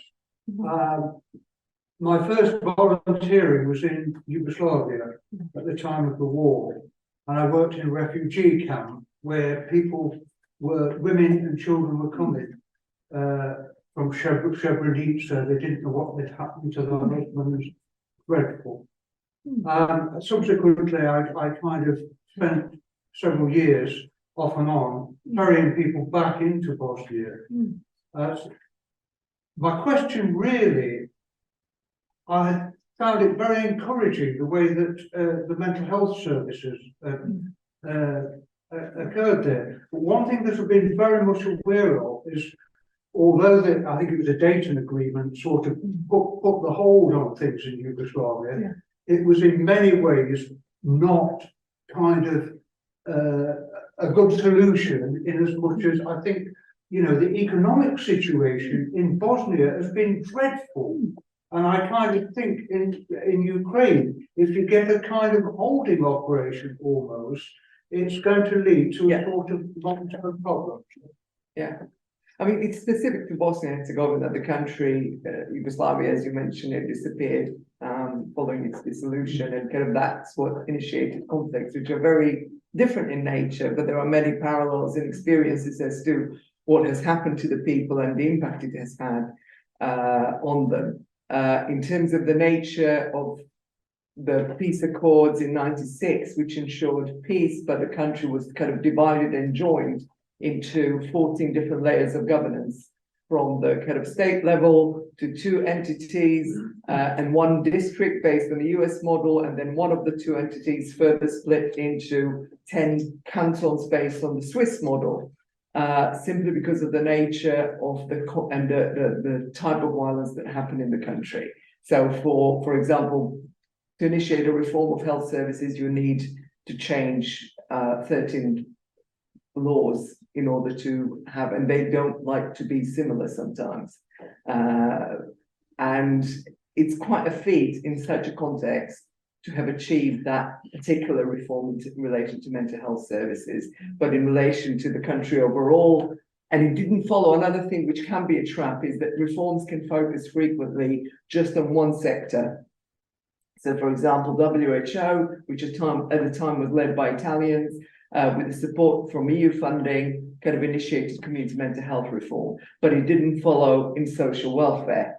So some of the problems that were prevented and changed as to how they're dealt with in terms of mental health support, when it comes to social services, the institutions still remained. So some of the people also were siphoned into the social care institutional system. So it needs the grassroots movements are vital, but also efforts between different organizations to lobby and kind of network across the country, so that there is, even if it is a growth of a separate parallel system, that it's better networked and it does try to coordinate for unintended consequences. And that system is still in place, as is the International Protectorate. So we know, that there is somebody appointed who can, the High Representative, who can overturn any government decision, but also change that. But that still hasn't happened. And I really hope it doesn't happen in Ukraine or anywhere else again as a lesson. Wonderful, thank you. I think, Janet, you're going to help field questions in the room. Martha, thank you. I have a question at the back. Yes, a question for you, Rima, kind of building off that. I guess what strikes me in Ukraine is that the picture across the country is so varied, where you have some oblasts and some cities which are looking much more to recovery and economic recovery already and are experiencing economic growth. And then you have others which are still dealing with kind of, not even talking about areas of your occupation, but frontline areas which are dealing with shelling, basic humanitarian needs.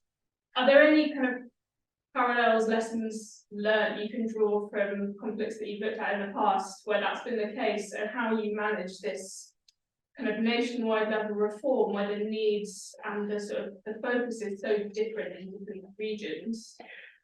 If you employ local people who understand local circumstances, that tends to be the best way forward. But there are many parallels. When Max was talking about the change of a city structure by an influx of population, which can be 50 or 100% of what used to be the local population, how that changes the life for everyone. And that may not change them going forward, because that's the nature of our lives, regardless of whether it's the wars or natural disasters. Those big changes kind of change the way we live together. There will be regional differences. I think the best thing that has happened is if people are employed locally, who understand the local communities, who understand what the priorities are. And I think there are a lot of funders who work very closely with local people to kind of find a middle ground between what funders' priorities are, and they always do have them, and those which are local population and local needs, to negotiate between the two. If you come, and also not to assume just because something, I think it's important to hear lessons as to from other places which have experienced something similar, not by international experts, but actual locals, because it's a very different perspective, I think. With all due respect to many people who might feel called out in the room because of it. But I think it's also important to kind of understand what the local priorities are and who are the local leaders to kind of engage with that process and to build those longer term relationships, which seems to be what BEARR Trust is trying to do, where people kind of have a longer term understanding of the region. Does that answer your question? Yeah, I mean, it's big and difficult. Yes, it is, but it also requires, there are no quick fixes. And I think a lot of organizations and a lot of work is now. The need is now. So we have to do everything now. That needs to be held. And if anybody ever needs to just a space to talk through the mess, it doesn't always help, but taking it somewhere helps. I'm the one with the long, complicated surname, which starts with M, that all the Bosnians can pronounce, on the Sussex University website in the Department of Social Work. Do get in touch. I will always find time to talk to you, because you do need spaces where you process that. And we do have an informal network of scholars from and practitioners from conflict-affected countries, where we collaborate and try to keep that work going and to kind of preserve the knowledge that we are building together with the local communities to kind of share it on and pass it on. So it's a marathon, it's not a sprint, but life continues and life finds a way. Some of the most hopeful interviews we've done were actually with people from Srebrenica, which experienced genocide. So life finds a way, but as long as we kind of support each other and find ways to be there for one another. Any other questions from the floor? I have one, but I put it in the Q&A as well. My question is about the organization of healthcare and mental health care in Ukraine, following on from what Rena has been talking about. I mean, I think one of our first speakers in the first panel talked about the small communities, the Romados, I presume, that she is working with. And as I understand it, the decentralization of local government has been pretty successful in Ukraine, but I don't suppose it includes healthcare services. I don't know. Are they still organized centrally? And if so, how is the state managing mental health care at that level? If any?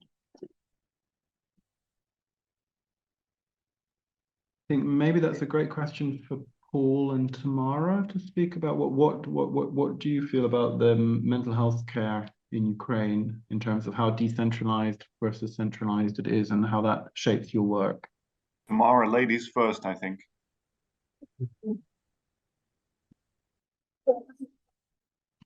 Well, thank you very much indeed. These issues are being raised at the government level. Indeed, they do understand that a large number of people coming from front will arrive. And already in hospitals, we see rehabilitation mental centers.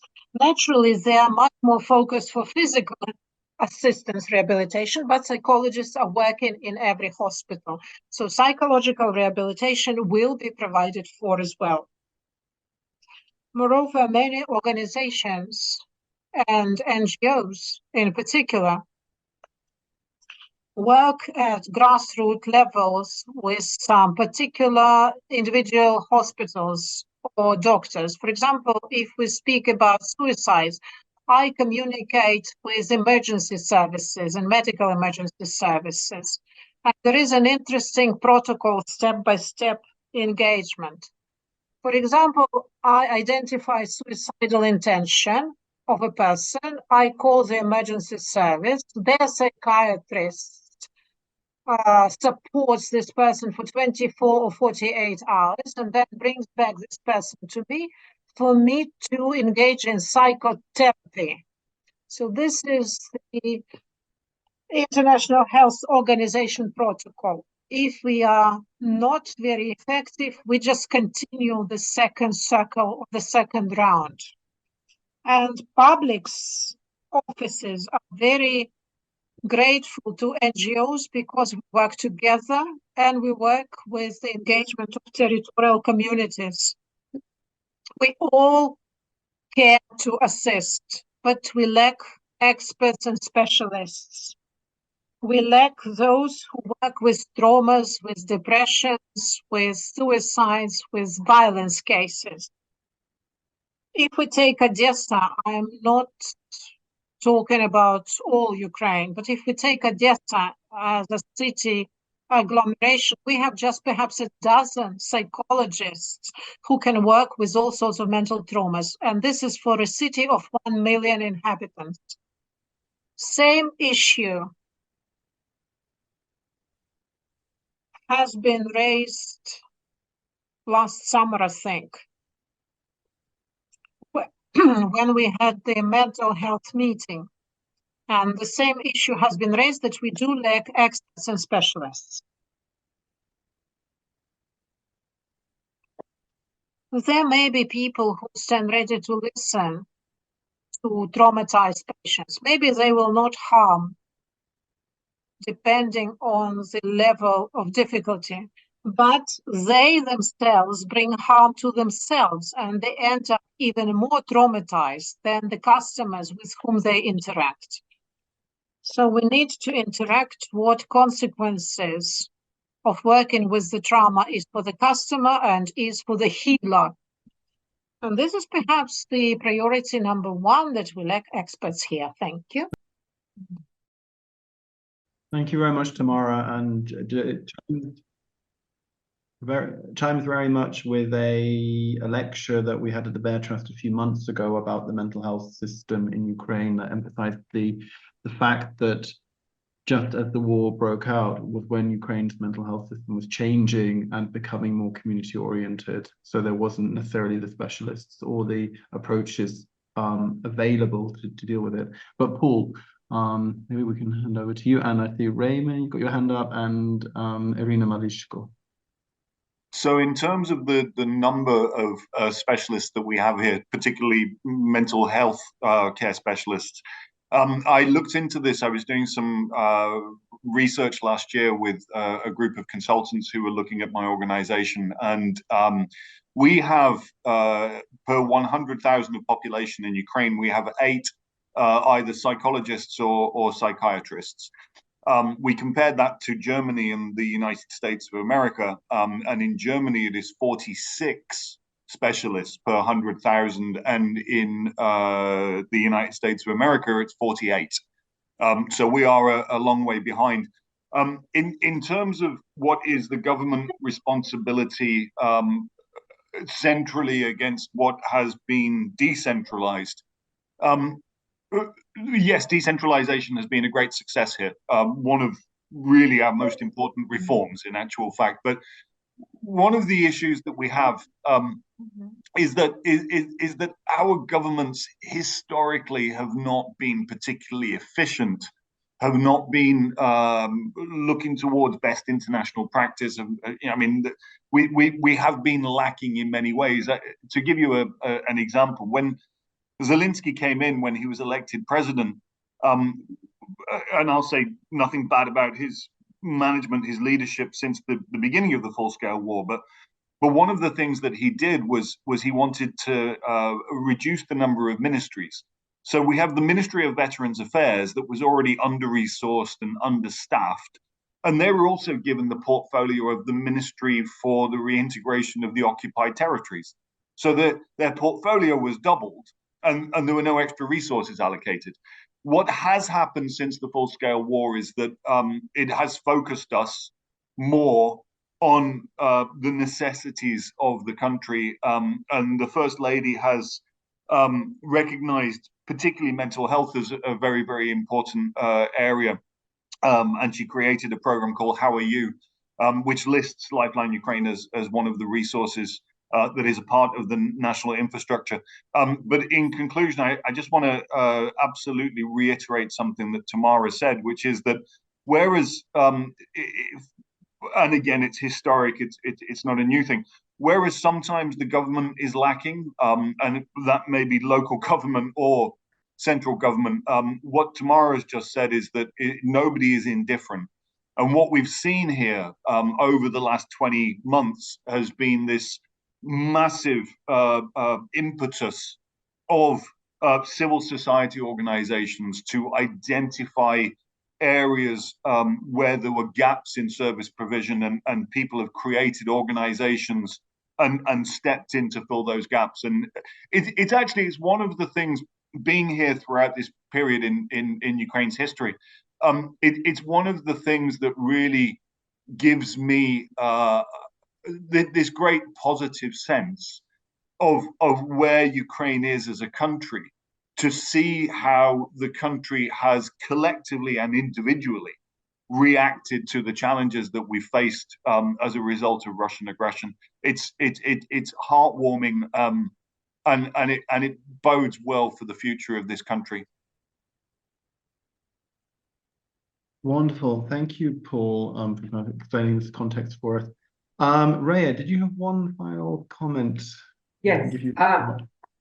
Just in terms of kind of lack of professionals to deal with the volume of need and that people have for support, one way to do that is, because nobody can magically conjure up professionals who would understand both Ukrainian culture and the nature of what people have been through, is to support people to learn how to facilitate mutual support groups. And that is something that happened in Bosnia, for example, throughout the war, and was really, really successful. Another thing which is equally as important, and Tamara mentioned it, is support for the healers, because people will, and Max has mentioned it, people will break down. And that supports, thanks to how much more networked we are and how much at ease we are with kind of using online systems, can be organized and resourced internationally. And if anybody needs support to organize that without any projects, because that might not be always sustainable, just let me know, because we do have colleagues who provide that support. They have been organized through when there was a so-called refugee crisis around Syrian refugees a few years ago, that people mobilize internationally and provide that type of support for the healers, and who can then train local communities how to organize. Because in Ukraine, one thing that internationally is kind of very visible is the level of pride that people have and how much they want to engage, to show defiance and survival. Thank you to all three speakers for setting out some of the things that need to that will be valuable to bear in mind when planning and supporting mental health. I think the value of mutual support, of supporting people to help each other, understanding the impact of this work on community organizers, on people working in NGOs, also on professionals, is clearly crucial, and exploring the very varied determinants of mental distress and factors that can lead to their support is something that we need to, all organizations, both in Ukraine and outside Ukraine, will take forward. Okay, thank you very much. Thank you.